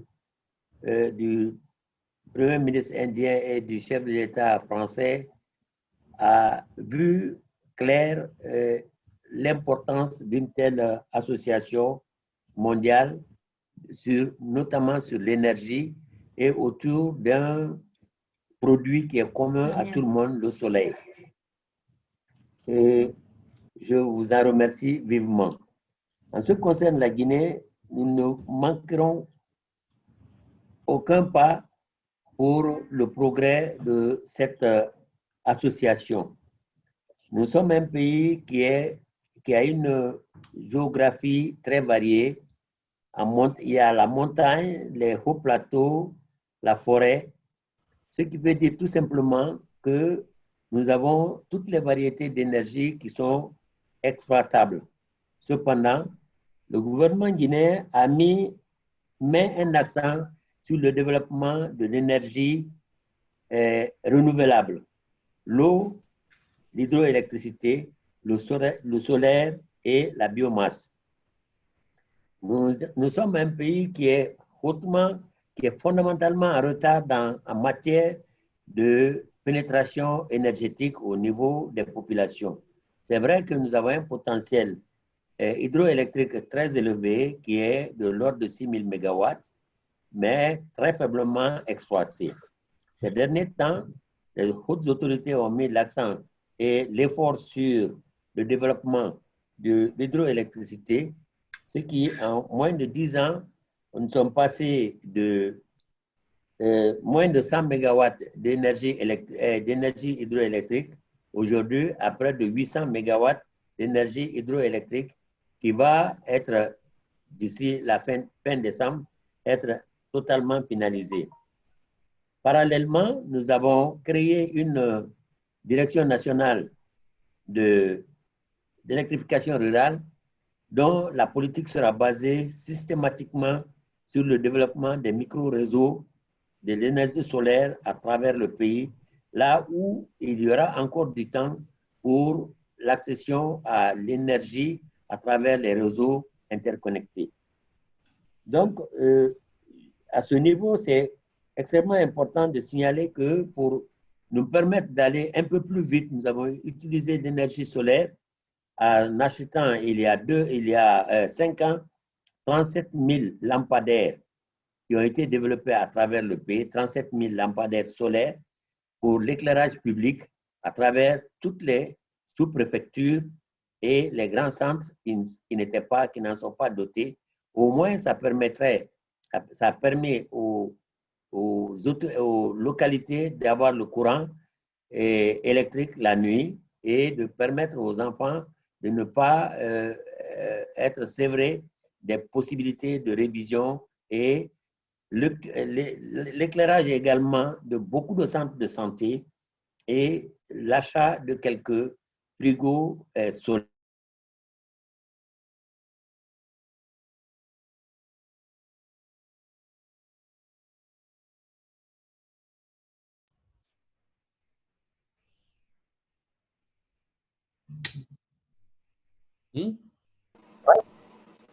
Thank you.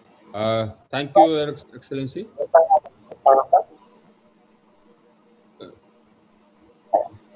Now I believe we have the Minister from Venezuela waiting.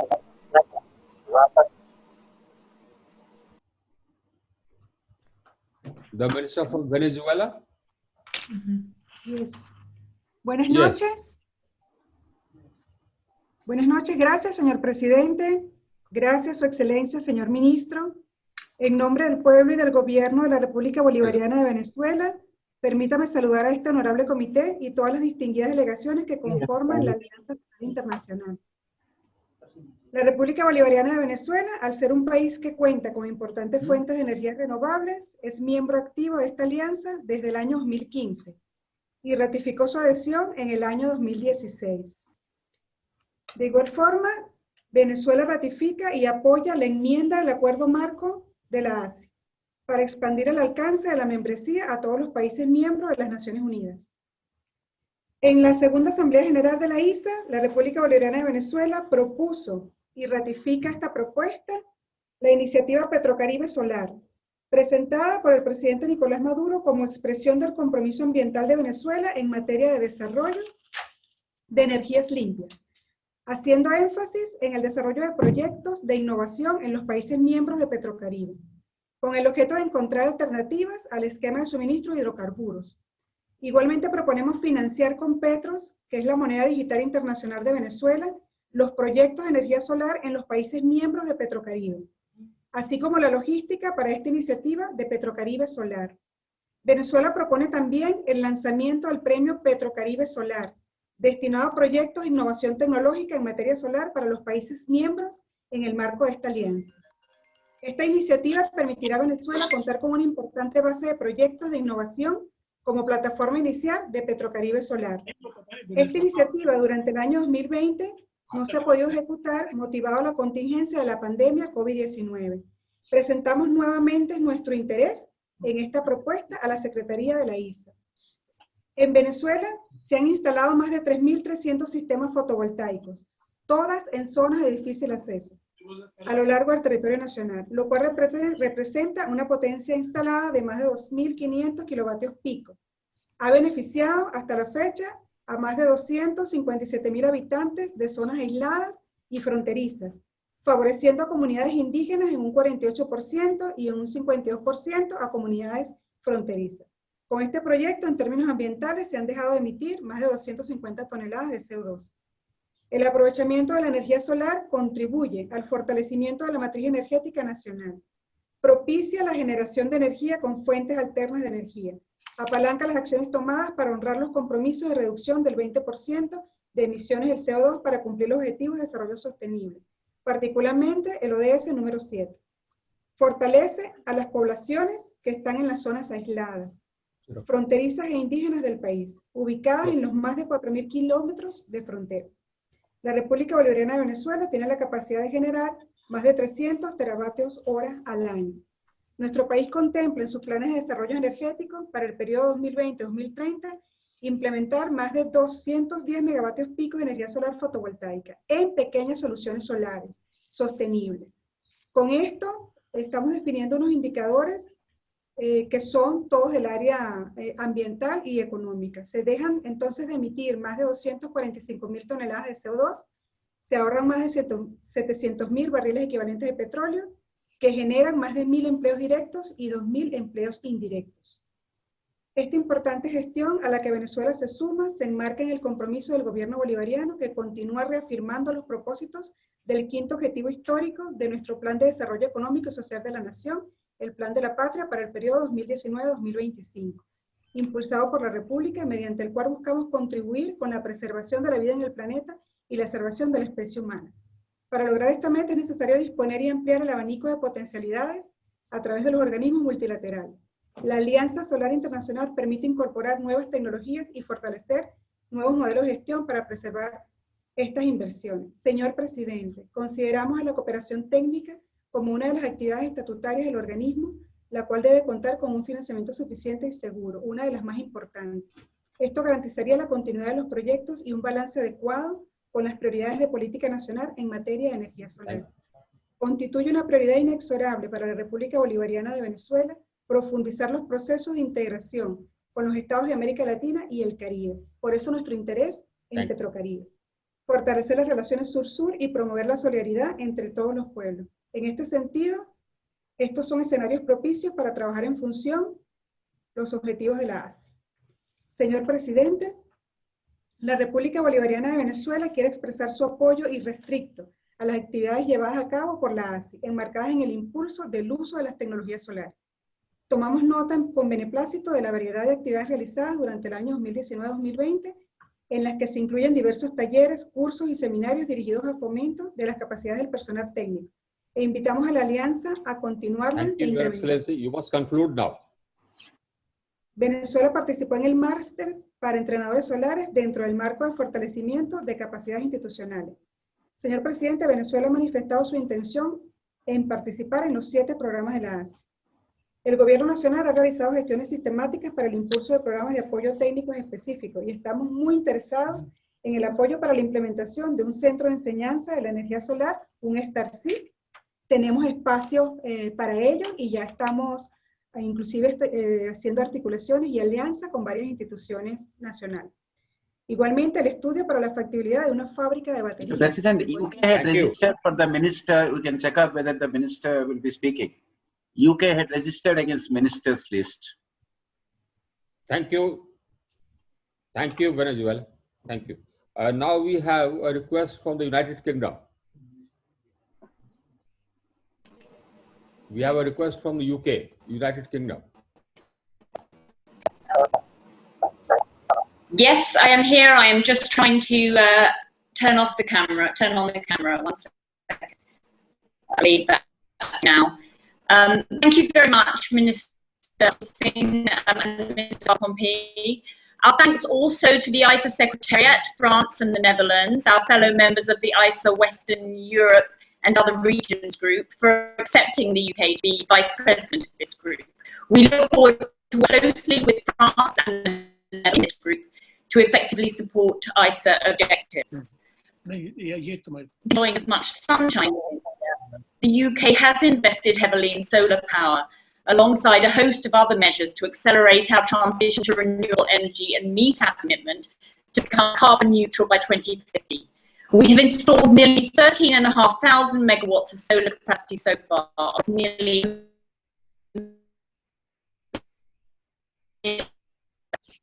progress made by ISA so far.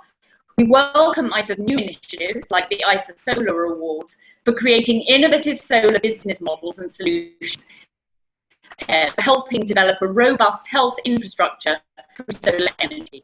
We are pleased that the UK can support ISA through the British Cabinet Office Government Communications Service and that this is helping to take these initiatives forward. We look forward to ISA going from strength to strength and achieving ever more influential results through focusing on selected high-impact initiatives. We're excited by the potential of new initiatives like the World Solar Bank and the One Sun, One World, One Grid initiative.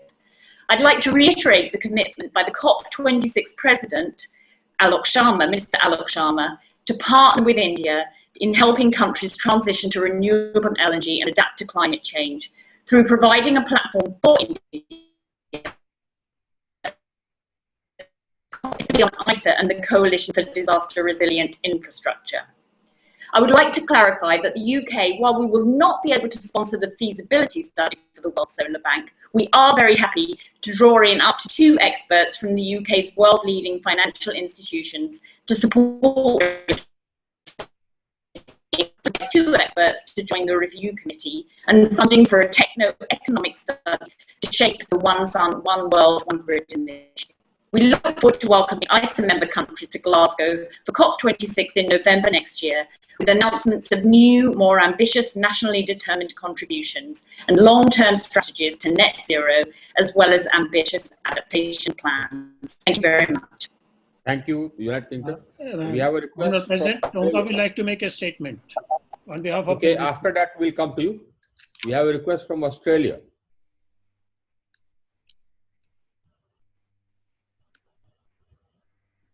Australia, are you there?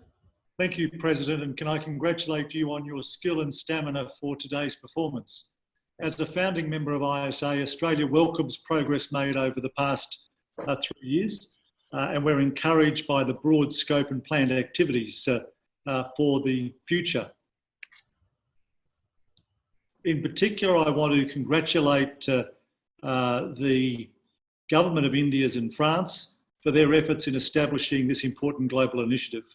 I'd also like to thank the dedicated staff of the ISA Secretariat, especially the outgoing Director General, for their enthusiasm and their professionalism.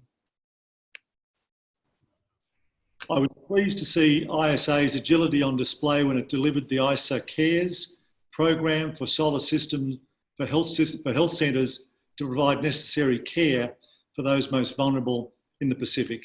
Australia was proud to support the initiative and with a voluntary contribution to provide reliable energy for health centres in Pacific Island nations. Australia also recently ratified the amendments to the Framework Agreement, which will further strengthen the ISA through allowing a broader membership. In addition, Australia continues to support the ISA through an Australian secondee to its Secretariat. Mr. President, Australia is a world leader in the solar energy sector, both on and off grid, Some of our achievements over the past year include our record year for new PV capacity in Australia with another expected 4 gigawatts this year, generating an estimated 12.46 terawatt hours of electricity through small-scale solar PV systems, and constructing or financially committing to 25 large-scale solar projects valued at over 40,000 crore rupee. And only 2 days ago, solar output met 100% of the demand of one of our state's power systems for the first time. As an attractive investment destination and a continent with an abundance of sunshine, Australia is home to many global investments in solar. We've welcomed major projects by global companies, including Adani Solar from India and Neoen from France. Australia's excellent solar research continues to achieve high efficiencies and new innovations. To ensure we all benefit, Australia is committed to sharing its expertise with ISA members. Australia remains resolute in supporting the good work of ISA, and we agree with Prime Minister Modi that ISA can bring transformational benefits for humanity, and we recognise that such transformations can only be achieved by working together through organisations like ISA to ensure everyone has access to solar energy. Thank you very much, Mr. President. Thank you, Australia. Thank you so much. Now we have requests from Egypt, Salvador, and Tonga in that order. So we'll go to Egypt, then Salvador, then Tonga in the order of the requests. Egypt? Yes, Mr. President, honorable ministers, ladies and gentlemen, at the outset, I would like to express the government of Egypt appreciation for the positive and continuous cooperation between Egypt and ISA in solar energy field. Also, I would like to express my sincere gratitude for renewing the presidency of ISA, Council for India, and the co-presidency to France. Ladies and gentlemen, allow me to give you a brief overview on the current situation and the ambitious vision of the Egyptian electricity and renewable energy sector, and to share with you how Egypt succeeded in addressing the challenges faced during the last few years. After shortage approximately 15 to 20 of the maximum demand, we added 26 gigawatt of power generation during the last 5 years, and we turned from shortage to surplus. Currently, we are focusing on the improvement and upgrading the transmission and distribution networks, including extra high voltage substations, control centers, as well as smart grid. With investments reached about $4 billion, our strategy is relying on transformation to smart grids, which will contribute significantly to improve electricity efficiency and reduce carbon emissions, as well as reduce the investment required for infrastructure for electrical networks. In addition, in order to get benefits from Egypt's natural resources, especially renewable energy, an integrated sustainable energy strategy for 2035 was approved, in which the share of the renewable energy in the total installed capacity in Egypt will reach 46% in 2035. We are now close to achieving our target for the renewable energy participation to reach about 20% of the total maximum load in energy by the end of 2020. Regarding our success story in Bimban Solar Park, the most important point I would like to underline here is the private sector engagement to implement the project. The Bimban project is a pioneering project in terms of financing mechanism and scale of the project. 32 international and local investors were involved to build one of the largest solar parks in the world located in one place. The total contracted projects are 1,465 megawatt with total investment about $2 billion, with the creation of more than 10,000 temporary and long-term jobs during projects construction and operation. In addition to reducing greenhouse gas emissions with 2 million tons of CO2, as equivalent of taking 400,000 cars off the road. The project has been connected to the grid in October 2019. The project won Best Project Prize worldwide by the World Bank. As a result of the Succeed Bimbam project, a great number of investors become confident in the Egyptian energy sector. Foreign and domestic investors have been encouraged to invest in the sector projects. We got a price of $2.48 for kilowatt hour produced from solar and $3.1 for wind. Also, there are projects with total capacity of 300 megawatt with net metering mechanism. In addition, there are many off-grid application of solar energy, such as reducing electricity in remote areas, solar pumping for new agriculture uses, and solar heating for industrial, tourism, and home uses. Egypt now has long and groundbreaking experience in the field of renewable energy, either for establishing public and private projects, which leads to gaining deep experience that can be shared with ISA member countries. Honorable Ministers, ladies and gentlemen, achieving energy integration requires that we work together to reach this goal and obtaining practical results that address our common challenges, which will help to create a suitable environment for sustainable development. The global changes confirm that any country alone cannot face the new challenges and cannot secure its own energy sources.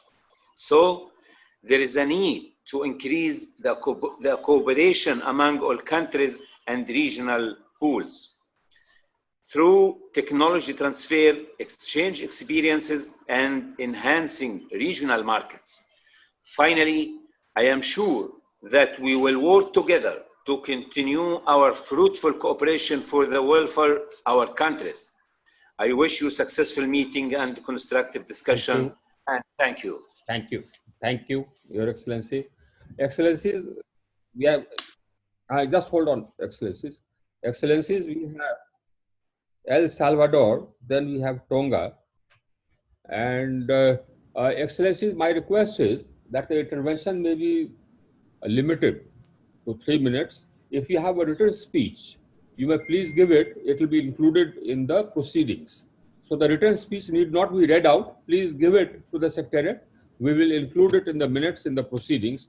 And your verbal intervention may be restricted to 3 minutes because we have a number of more requests coming in.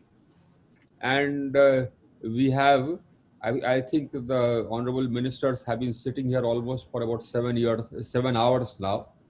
And so many of them would like to conclude.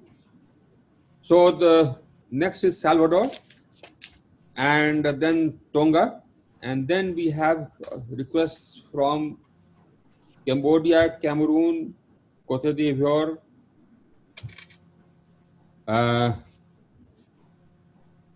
Jamaica, Japan, and Netherlands. So 3 minutes each, Your Excellencies, after which we will switch to the next speaker. Yes. Mr. Director General, 3 minutes each. Yes, please. Hello? So we have Salvador, El Salvador, I think, next. Then you have Tonga. Then you have what? Cambodia, Cameroon, Cote d'Ivoire, Jamaica, Japan, Netherlands. So please call them out one by one. Okay. Can you go ahead? Good evening. Hello, can you hear me? Yes, we can hear you. Your Excellency. Please carry on. We can hear you. Okay. Honorable ministers, authorities of ISA, and diplomatic body of the nation represented in this third assembly of ISA, on behalf of the people and the government of El Salvador, I am sending a warm greeting to each of you. I am the Executive Secretary of the National Energy Council, and I am grateful for this opportunity to address the plenary. I am taking also this chance to congratulate to the presidency and co-presidency of the ISA for being re-elected. Salvador is proud belonging to the ISA because this is a stronger and high-level organization already contributing to Paris commitments and climate changes. It is also a key for worldwide economic reactivation post-COVID-19 and achieve both TOS and 2030 agenda. In this sense, ISA has a large potential to promote and consolidate solar technology applications for agriculture, health, industries, tourism, vital services, among other sectors, but mainly those sectors living under vulnerable conditions. Our energy policy in El Salvador, Central America, has established an important and needed challenges or ambitions to implement a solar pumping for crops irrigation and domestic water, cooling for hospital and tourism facilities, low temperature solar thermal for cooking or health and like a hospital, PV for rising on countryside electrification, and for a long-term horizon, we are thinking about high temperature solar concentration combined with high temperature geothermal fluids. As probably you know, El Salvador is an excellent place to invest on solar and geothermal hybrid power plants for our national or regional electrical market. Let's share the following facts.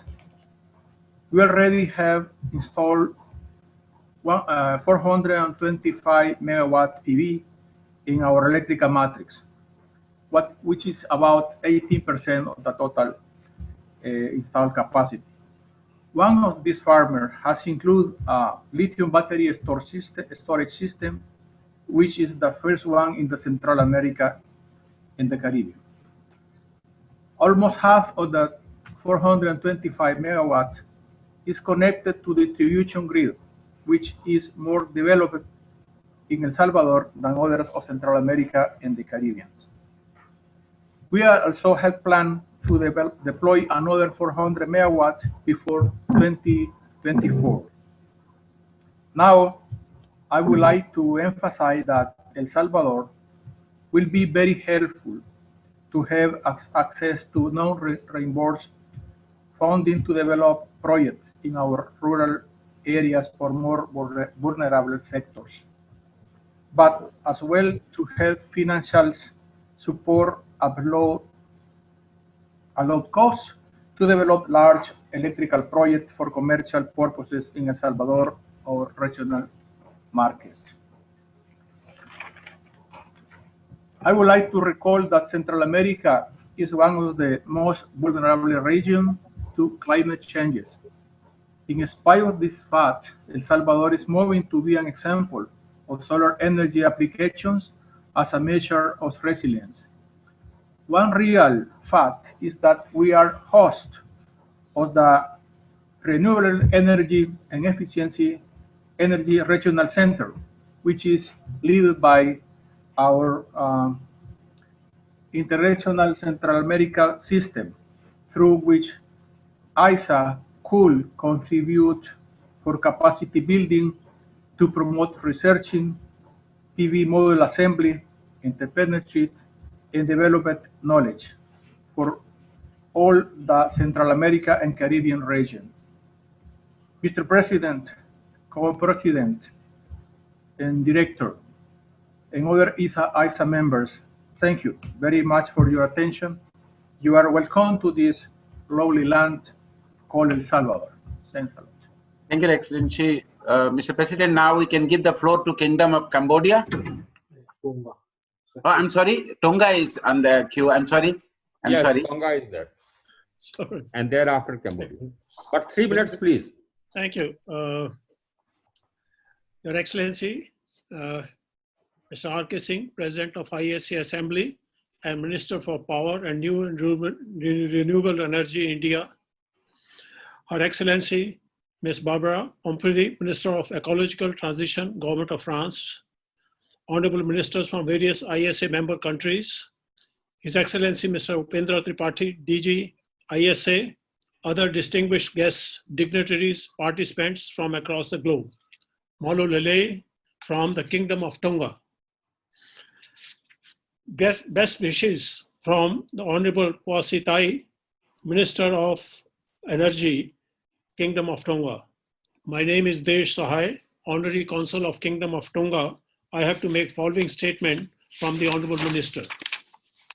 First of all, I would like to thank and rather congratulate India for being re-elected president and France as the co-president of the Solar Alliance. I will also like to congratulate newly elected vice presidents of different regions. It is indeed a pleasure and honor to address you all on the eve of the Third Assembly of the International Solar Alliance. The Third Assembly is a great platform for all the countries to reflect on what has been done and what all needs to be done going forward through effective cooperation and collaboration. I am pleased to tell you that Kingdom of Tonga has been very committed member of ISA since its inception. We have actively taken part in various ISA programs wherein we submitted demand for 258 solar pumps, solar mini grids, and solar rooftop program, wherein we submitted demand for 1 megawatt each. We also took part in the recently held bankers training program to build the capacity of our bankers and financiers to enable a sustainable ecosystem for solar deployment. The success of the above activities and initiatives is a testament to potential of multilateralism. I am happy to note that for the next year, ISA is equally focusing on its two critical pillars, that is technology and finance. The initiative on 47 demonstration projects is a great starting point initiated by ISA to gradually move from project structuring to project implementation. I am also looking forward to the initiative on World Solar Bank, which has the potential to transform the solar sector, especially in poor and vulnerable countries. The Global Coalition for Sustainable Climate Action is a much needed initiative started by ISA to mobilize the participation of the corporates, which are the key pillars to enable market development, financing, and establishment of viable business models. I'm sure that with this intervention, the member countries would be able to catalyze the private sector investment in the solar sector. All these new initiatives are a natural progression towards the achievement of ISA's goal of reducing cost of technology and finance. I am also confident that they will help establish an effective framework for greater cooperation and collaboration between member countries. In addition to initiatives already proposed by the ISA Secretariat, I would like to recommend a special undergraduate course in the field of solar energy to be included in this year's budget. The undergraduate course will help set up an effective foundation for capacity building in the solar space, also utilizing synergies with other similar initiatives such as ITEC and ISA Solar Fellowship. The ISA Secretariat should consider the same after due approval from the Assembly. Thank you. It has already been approved by the President and the Assembly. Thank you very much. The World Solar Technology Summit, which witnessed a gathering of more than 10,000 participants from across the globe was a unique first in that direction. I am pleased to see the progress that ISA has made, and I can say that we are moving in the right direction. The current difficult times of COVID have only made it more obvious for the need of working together for the betterment of our planet, and ISA is a great platform for the same. I congratulate the President, the Co-President, and the Director General under whose leadership ISA has made excellent progress with limited resources. I would like to congratulate the motivated staff of ISA and would like to convey my best wishes for all its future plans and endeavors. I thank you. Thank you. And may we, Mr. President, may we now request Kingdom of Cambodia to intervene? Yes. 3 minutes, please.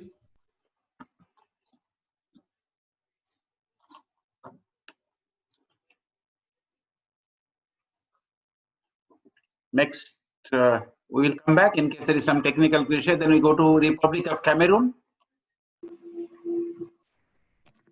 Bonjour. Bonsoir. Bonsoir, Excellence, Monsieur le Ministre. Well, is it Cambodia? Cameroon. Cameroon. This is Cameroon. Yes, please go ahead. Okay, thank you very much.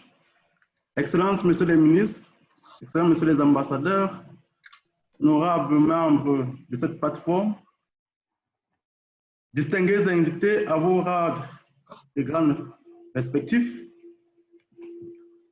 nous nous réjouissons, nous voulons féliciter l'Alliance solaire internationale pour cette initiative d'avoir bien voulu organiser cette assemblée malgré les conditions difficiles de la pandémie de la COVID-19. Nous adressons nos félicitations au président de l'Alliance solaire internationale, la République de l'Inde, ainsi qu'à la France qui assure la coprésidence. Nous félicitons également le directeur général et nous saluons tous les travaux qu'ils ont faits pour organiser cette session. Mesdames et messieurs, distingués invités, le Cameroun est un pays qui regorge un potentiel assez important en source d'énergie solaire. Mais par contre, malgré les efforts du pays depuis les années 1998, l'exploitation du pays connaît encore d'énormes difficultés et nous pensons que la solution d'énergie solaire est une solution idoine pour résoudre le problème, notamment de l'électrification rurale qui constitue pour nous un enjeu majeur. En termes de potentiel, le Cameroun regorge un grand potentiel en hydroélectricité, mais en énergie solaire, il est encore plus intéressant parce que notre potentiel, l'irradiation solaire du Cameroun atteint les 5 kWh par mètre carré par jour, ce qui nous donne un potentiel de l'ordre de 780 TWh d'électricité par an. Mesdames et messieurs, distingués invités, le Cameroun a pris des engagements lors de la COP 21 par notre président de la République qui a marqué la volonté de contribuer à 25% de l'énergie solaire dans notre mix énergétique national. À ce jour, nous avons un grand programme d'électrification décentralisée de 1000 localités par système solaire photovoltaïque. À ce jour, 18 000 ménages ont été déjà électrifiés par l'énergie solaire décentralisée et le programme continue. Les difficultés que nous rencontrons et qui constituent pour nous un enjeu majeur, c'est d'organiser le cadre institutionnel pour qu'il soit incitatif et attractif pour les investisseurs privés. Assurer les investisseurs privés un environnement sain et un cadre réglementaire favorable pour développer leurs activités.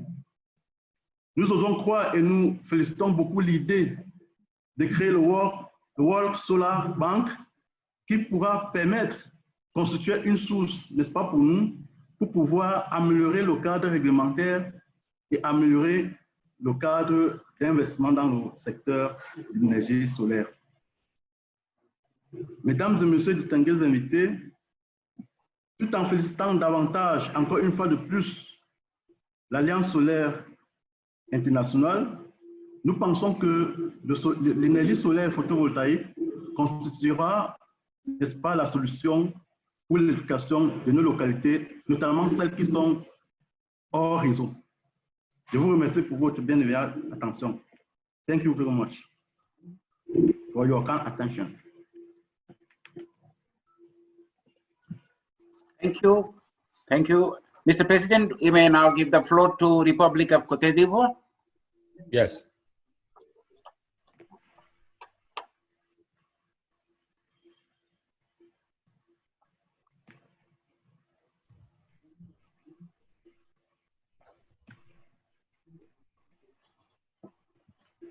Côte d'Ivoire.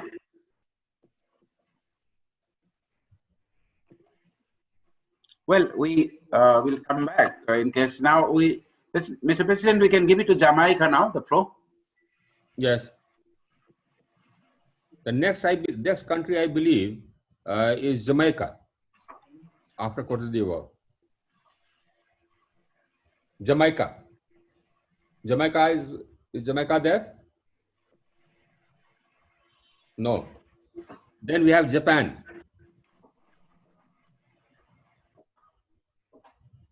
Thank you.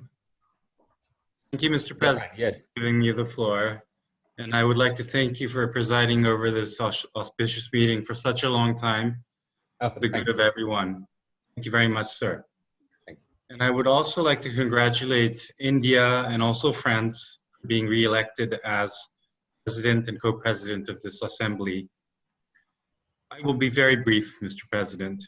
Yes. Number one, welcome the fact that the geographic restriction on membership has been lifted due to the change in the framework agreement, opening this organization up to all member countries of the United Nations. This has opened the way for ISA to become a truly global international organization, so we welcome that. Second, I think we have all learned from the coronavirus pandemic that safe and stable and affordable energy and access to it is extremely important. Yeah. And solar power, off-the-grid solar power can be utilized to achieve this in the remotest areas of the world. And therefore, from that standpoint, we really value the ISA Care initiative, which is being promoted by ISA. And JICA, the Japanese aid organization, has an ample amount of expertise in terms of promoting off-the-grid solar power utilization. But we look forward to sharing our experience to the membership of this organization. Now, I would like to just mention one area which I don't think anyone has touched upon, which is the long-term perspective. If we look at around 2030, 10 years from now, we will enter into a time when solar panels or rechargeable batteries that have lived through its lifespan must be recycled or either discarded. And this is going to become a huge issue. So I think it's important for us to look into this matter and try to figure out how we can recycle them, discard them, reuse them in an appropriate manner. Japan attaches importance to this area of work, and we intend to do our part in making sure that this is done appropriately. And we look forward to discussing this kind of issue in this forum as well, together with our partners. Lastly, or second to lastly, I would like to express my appreciation on behalf of my government, the awarding of the Solar Award by the government of Karnataka to Japan. I'm guessing that this is due to our technology on the floating solar power generation plant. Yes. But we really appreciate this, and so thank you very much for that. Lastly, we were surprised by the announcement of the intention of DG Tripathi not to continue. We are saddened that we will miss him. But I just wanted to thank him for all the contribution he has made to this organization. He has done a lot to bring this organization to the point where we are right now. So congratulations for all that. And we look forward to working in this forum together with all the partners in the future to come. Thank you very much, sir. Thank you very much, Japan. Thank you so much. Mr. President, and congratulations for that award, Japan, on floating solar. Yeah, out of 66 gigawatt of solar, I'm told they have, and 239 megawatt of floating with a different type of technologies. We'll be looking forward a lot to learn from them for other member countries as to in floating solar, what can be done. Mr. President, now we can go to Kingdom of Netherlands. That was their preference. Yes.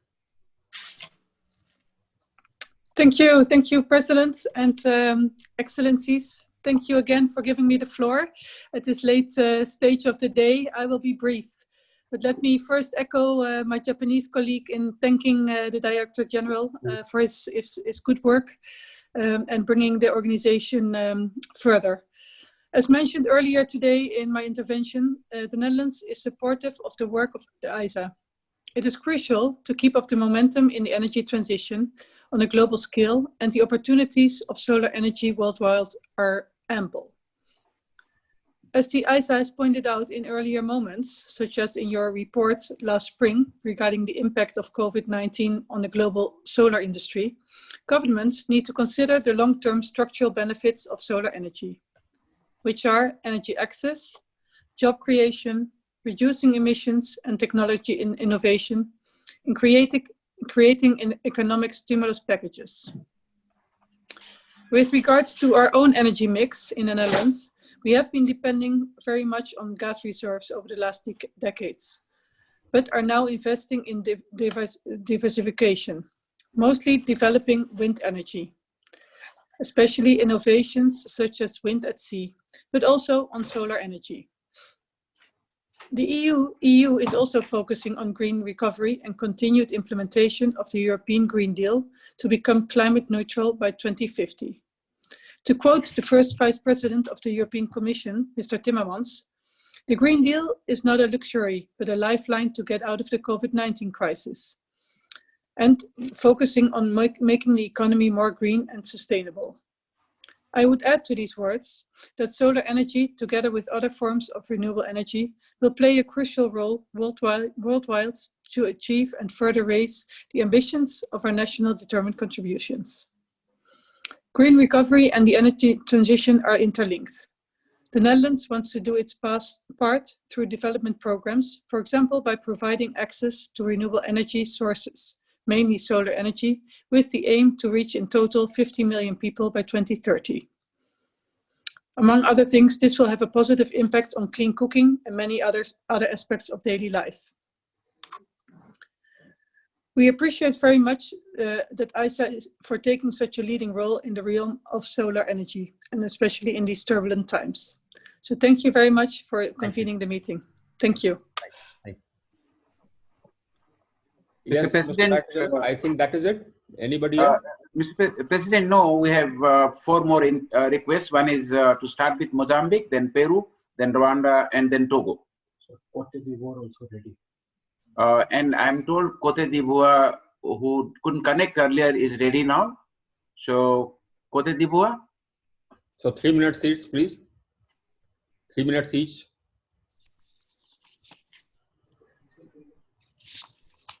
Next. Well, we go to Mozambique then. Oui, merci, bonjour. Chers participants, Excellence. Please, is it Mozambique or? Côte d'Ivoire was already.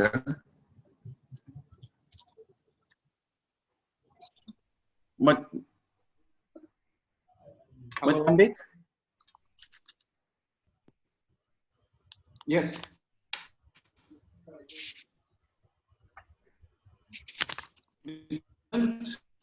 Yes, Your Excellency, please carry on. International Solar Alliance, Excellencies, ladies and gentlemen, good evening. On behalf of His Excellency Ernest Max Tonela, Minister of Mineral Resources and Energy of the Republic of Mozambique, I would like to greet all participants in this great meeting, the Third Assembly of International Solar Alliance, and say that the Mozambican delegation feels very honored to be part of this important event. The government policy and the strategy for the energy sector establishes as its main objectives the increase of electricity access, the improvement of quality and security of supply, as well as the continuous increase in availability to respond to the growing energy needs resulting from the economic and social development of the country. The availability of energy through investment in production and transportation plants remain one of the government's top priorities. In the current governance cycle from 2020 to 2024, we have set ourselves of going from 34% to 64% of the population with access to energy. In addition to increasing energy availability, the government prioritized development of renewable energies whose contribution to the national energy matrix should gain greater visibility by the end of the present 5 years period, given its relevance to the action of the effect of the climate change that Mozambique has experienced tragic events. In the country, we have already built a solar plant of considerable capacity in the province of Zambezia, which is the project of the solar plant of Mokuba with a capacity of 40 megawatts in operation. And a plant of Mitor with a capacity of 40 megawatts, which is expected to be commissioned in 2021. Additionally, work on the implementation of the project for Kwamba solar plants with a total capacity of 45 megawatts and Mekufi of 20 megawatts is expected to be completed in 2022 at fast pace. Still in the development of renewable energy, with the support of our cooperation partner, we designed the renewable energy auction program on initiative of greater relevance at its allowance for the following: increasing the contribution of renewable energy with notable environmental benefits, create a framework for private investment in renewable energy with favorable financing condition through the support of development partners, and selection of a private investment contractor through a competitive and transparent process in order to minimize the final cost of energy to the consumer. As part of the auction program, we'll implement project of 30 megawatts each solar power plants in Dondo, Sofala, Lishinga, Niassa, and Manche, and Tete, and also a wind power plant in Nyamban province. Further, within the context of promoting a renewable energy project, implementation is underway, and the global energy transfer feed-in tariff, which aims to develop renewable energy projects to connect the grid with the capacity of 4 to 15 megawatts each. Within the scope of this program, it is expected in 2021 to start the implementation of the first solar project with storage totaling a capacity of 30 megawatts. Excellencies, ladies and gentlemen, I would like also to share with you the Energy for All program, which is underway within the aim of creating conditions to allow universal access to energy by 2030. Energy is one of the priorities for development. Access to electricity makes communities safer, helps small business to thrive, and provide energy to schools, hospitals, and store the product, then grow and sell locally or other provinces, allowing the creation of more jobs, as well as stimulate economic development in the country. It is important to emphasize that Mozambique is a country rich in conventional and renewable energy sources, and on the basis of these resources, it can become an income country that can boost its economy. The Energy for All program, in addition to expanding the energy of national electricity grid, also provides for the installation of a residential solar system as part of a multiplicity of the government's bid to respond to the basic social needs of Mozambican and boost economic growth and development for our countries. The contribution of residential solar system, which are being implemented by the private sector, already covers 55,000 Mozambican families in various provinces. Mr. Chair, I would like just to conclude by saying that we are very grateful and thankful to you for the opportunity to participate in this important and all support that we have been. Thank you. Thank you, Your Excellency. Thank you. Yes, Mr. We can now Dr. go to Peru, the Republic of Peru. Mr. Chairman,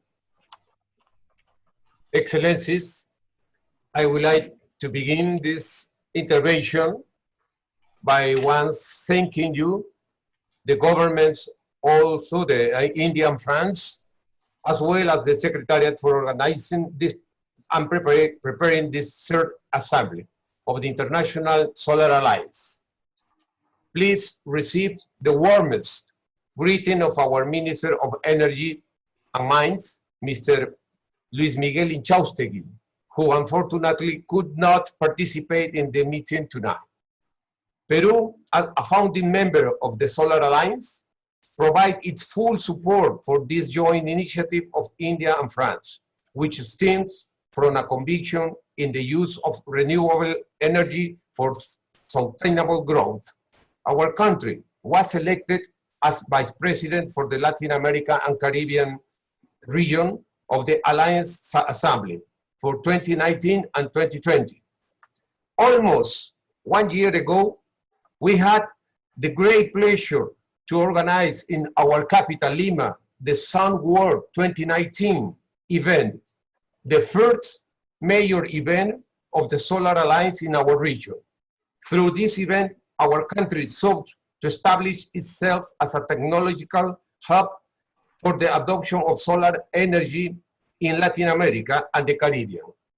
During the same meeting, the President of Peru, Martín Vizcarra, announced that our country will organize a renewable energy summit as part of the celebration of the bicentennial of our independence of Peru, which we will be commemorating the next year.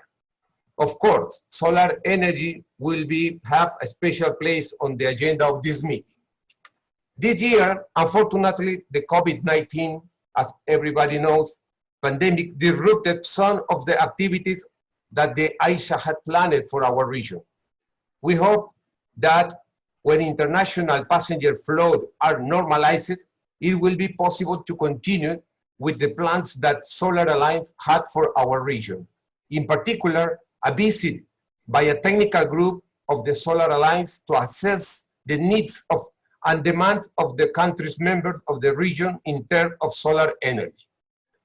Mr. President, we, the member country of the Alliance, are present with both great opportunity and responsibility to work together to ensure a favorable environment that allows the transition to the renewable energy, and that is why we are pleased to participate. The Solar Alliance is a young international organization that we must strengthen so that the ambitious goals that all of us have set for ourselves can be achieved. To do this, we must make every effort to give the Secretariat optimal governance, attracting the best talent and professional excellence from the members' country. So we appreciate the effort that the Solar Alliance has been making to attract the best talent from the members' country to join the Secretariat. Mr. President, I would like to conclude my intervention by congratulating all the members' countries present, the Secretariat, the Director General, Mr. Upendra Tripathi, and you, Mr. Chairman, for your able guidance of the work at the Assembly and for the important advance that we have achieved in this course of this meeting. We hope, while overcoming the difficulties imposed by the COVID-19 pandemic, the AISA can continue its efforts to carry out a deployment of solar energy around the world, especially in the undeveloped countries, an objective for which it can, as always, count on the full support of our country. Thank you so much, very much for your kind attention. Thank you. Thank you, Your Excellency. Mr. President, we can now give the floor to Rwanda. Your Excellency, President of the Assembly, Your Excellency, Co-President of the Assembly, Your Excellency, Vice President, Honorable Ministers and heads of delegations, distinguished participants, ladies and gentlemen. Let me start by congratulating the President and the Co-President for their re-election for the period 2020-2022. I would also like to commend the AISA Secretariat for convening this third assembly in these uncertain times. We appreciate the leadership and dynamism of His Excellency Upendra Tripathi in efficiently guiding the Secretariat since its inception. Excellencies, dear participants, Rwanda is one of the founding member countries of the International Solar Alliance and ratified the framework agreement of the AISA in 2017, signifying the importance Rwanda is giving to solar energy. With the potential of 5 kilowatts per square meter per day and approximately 5 peak sun hours, solar energy has a huge potentiality in Rwanda. Currently, Rwanda's total on-grid installed solar energy is 12,230 megawatts, originating from 5 solar power plants. The government of Rwanda intends to increase the number of solar power plants to reduce the cost of production and take advantage of available renewable sources in Rwanda. Excellencies, distinguished guests, the government of Rwanda wishes to achieve universal electricity access by 2024.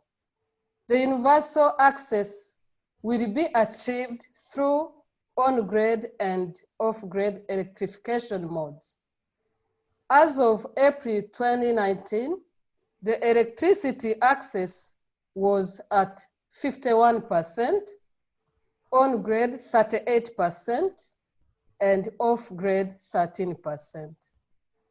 The National Electrification Plan aims at achieving national grid extension and increase access to electricity through on-grid connections to 52% of households, and supply and installation of off-grid solutions and increase access to electricity through off-grid connections to 48% of households using mini-grids and standalone systems.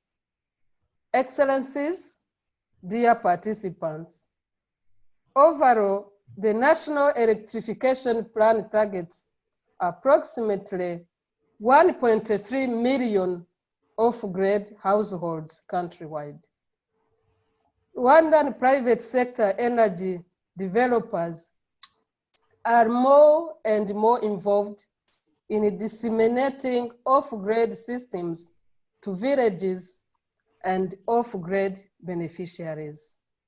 The government of Rwanda is aware that this target is ambitious, considering many challenges that lie ahead.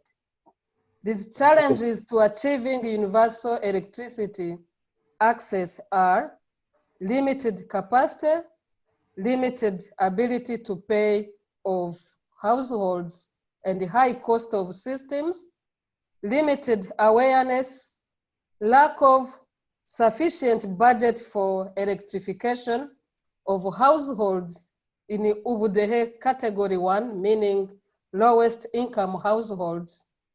And other challenges are lack of subsidy scheme to off-grid beneficiaries of standalone systems, slow implementation of REF program due to higher interest rate and collaterals cooperatives SACCO request from beneficiaries of standalone home system.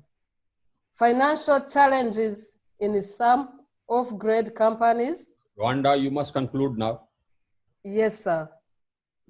Payment defaulting cases faced by some companies that allow payment of standalone home system in installments. The government of Rwanda and the private sector are working together to alleviate these challenges and achieve the ambitious but necessary target of universal electricity access. As for other ISA member countries, Rwanda expects a lot from the International Solar Alliance, especially in mobilizing investment for the renewable energy sector to avail technologies on the market, provide low financing for renewable energy and off-grid players, financial support for low-income HH to make solutions available. The ISA can provide technical assistance to establish the required policy and regulatory framework to ensure the implementation and sustainability of the off-grid sector and creation of new business models for the off-grid sector. The Alliance could also facilitate investment in the Renewable Energy Fund.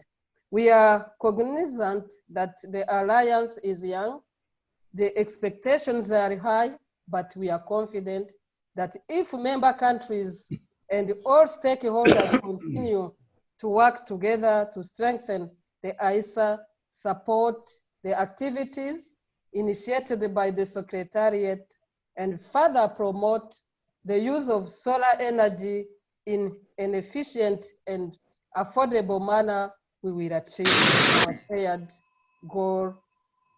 Thank you, Rwanda. Of universal electricity access in a sustainable world. I wish to end my remarks by expressing our gratitude to the government of India for its invaluable support to ISA. We are certain that the Alliance will benefit from India's leadership as president of the ISA for years ahead. I thank you so much for your kind attention. Thank you, Rwanda. Thank you. Mr. President, we can give the floor to Togo now. Yes. Okay, thank you very much. Thank you very much, Excellency President of ISA Assembly, to giving me the floor. I would like to convey to you the best regard of Madame Maounion Mila Aziablé, the Minister of Energy and Mine of the Republic of Togo, prevented for reason of agenda and made me the great honor to represent her at the work of the Third Assembly of ISA. Allow me to present the side message in French. Excellence, Monsieur le Président de l'Assemblée de l'Alliance solaire internationale, ministre de l'Énergie et des énergies renouvelables de l'Inde, Excellence, Monsieur le co-président de l'Assemblée de l'Alliance solaire internationale, Excellences, Mesdames et Messieurs les vice-présidents de l'Alliance solaire internationale, Excellences, Mesdames et Messieurs les ministres, distingués directeurs généraux de l'Alliance solaire internationale, distingués participants en vos grades et qualités respectifs, vous tous, Mesdames, Messieurs, bonjour. Permettez-moi, à l'occasion de cette troisième assemblée, qui marque le dynamisme des actions communes de l'Alliance solaire internationale, de prendre la parole au nom de Madame Maounion Mila Aziablé, ministre déléguée auprès du président de la République chargé des mines et de l'énergie, pour féliciter une fois encore l'ensemble de tous les acteurs ici présents. Je voudrais ensuite saluer tout particulièrement la Direction générale de l'Asie, sous l'égide du directeur général, M. Upendra Tripathi, pour le labeur combien important dans l'avancement de notre alliance. La poursuite de l'objectif de faire de l'énergie solaire une énergie sûre, abordable, équitable, durable et disponible reste le cœur de notre mission et de notre engagement commun. Il est également pour nous un devoir en cette période de crise sanitaire de la pandémie de COVID-19 d'être résolument soudés pour continuer à nous battre contre ces fléaux.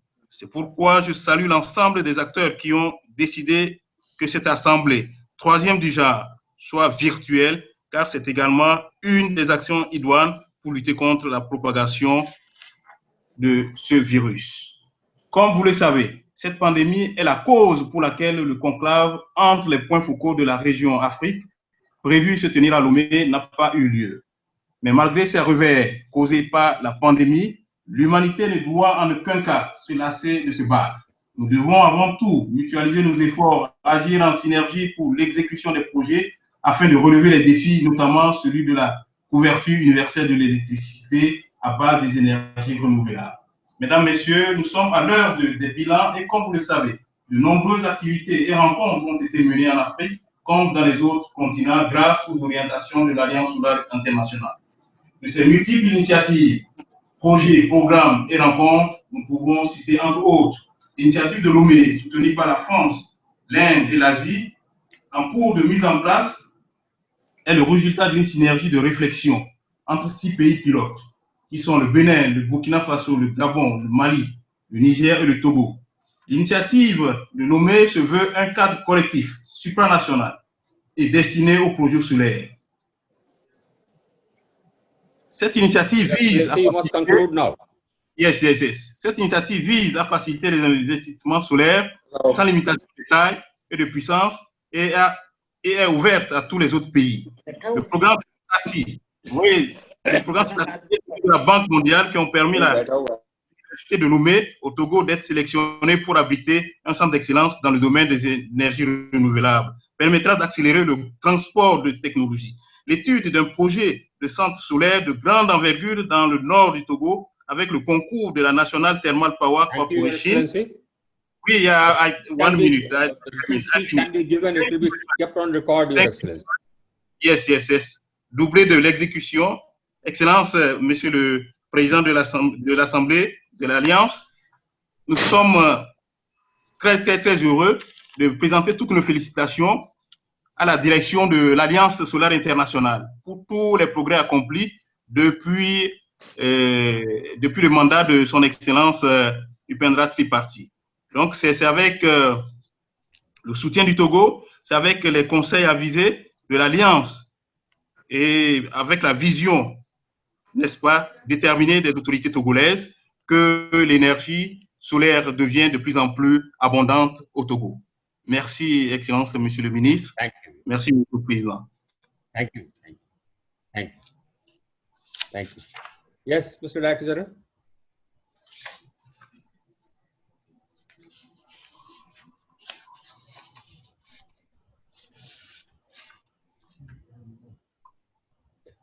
Mr. Director General, you're on mute. I'm sorry. President Cote d'Ivoire wanted to get connected. Cote d'Ivoire.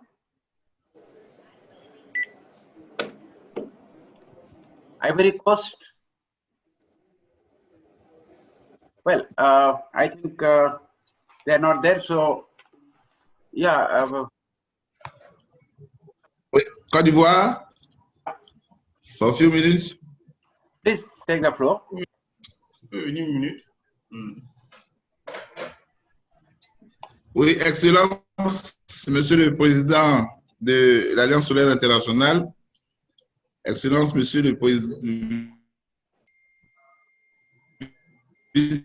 Président de l'Alliance solaire internationale, Excellence, Monsieur les directeurs généraux, chers participants, au nom de la Côte d'Ivoire, je voudrais simplement dire aux que nous sommes heureux de participer à cette troisième assemblée générale de l'Alliance solaire internationale dont nous sommes membres. Et nous sommes heureux et nous voulons féliciter donc les directeurs de cette alliance. J'ai une page et demie comme ça. Là.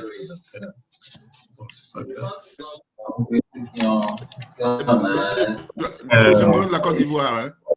Mais je vais mettre ça au propre et puis leur envoyer ça. Représentant la Côte d'Ivoire.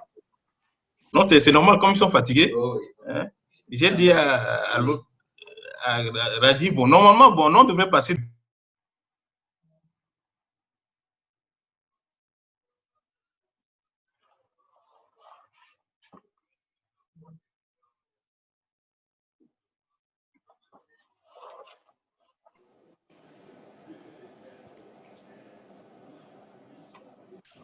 I think got disconnected.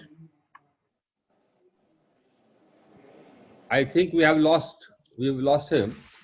We've lost the connection. So that concludes all the interventions.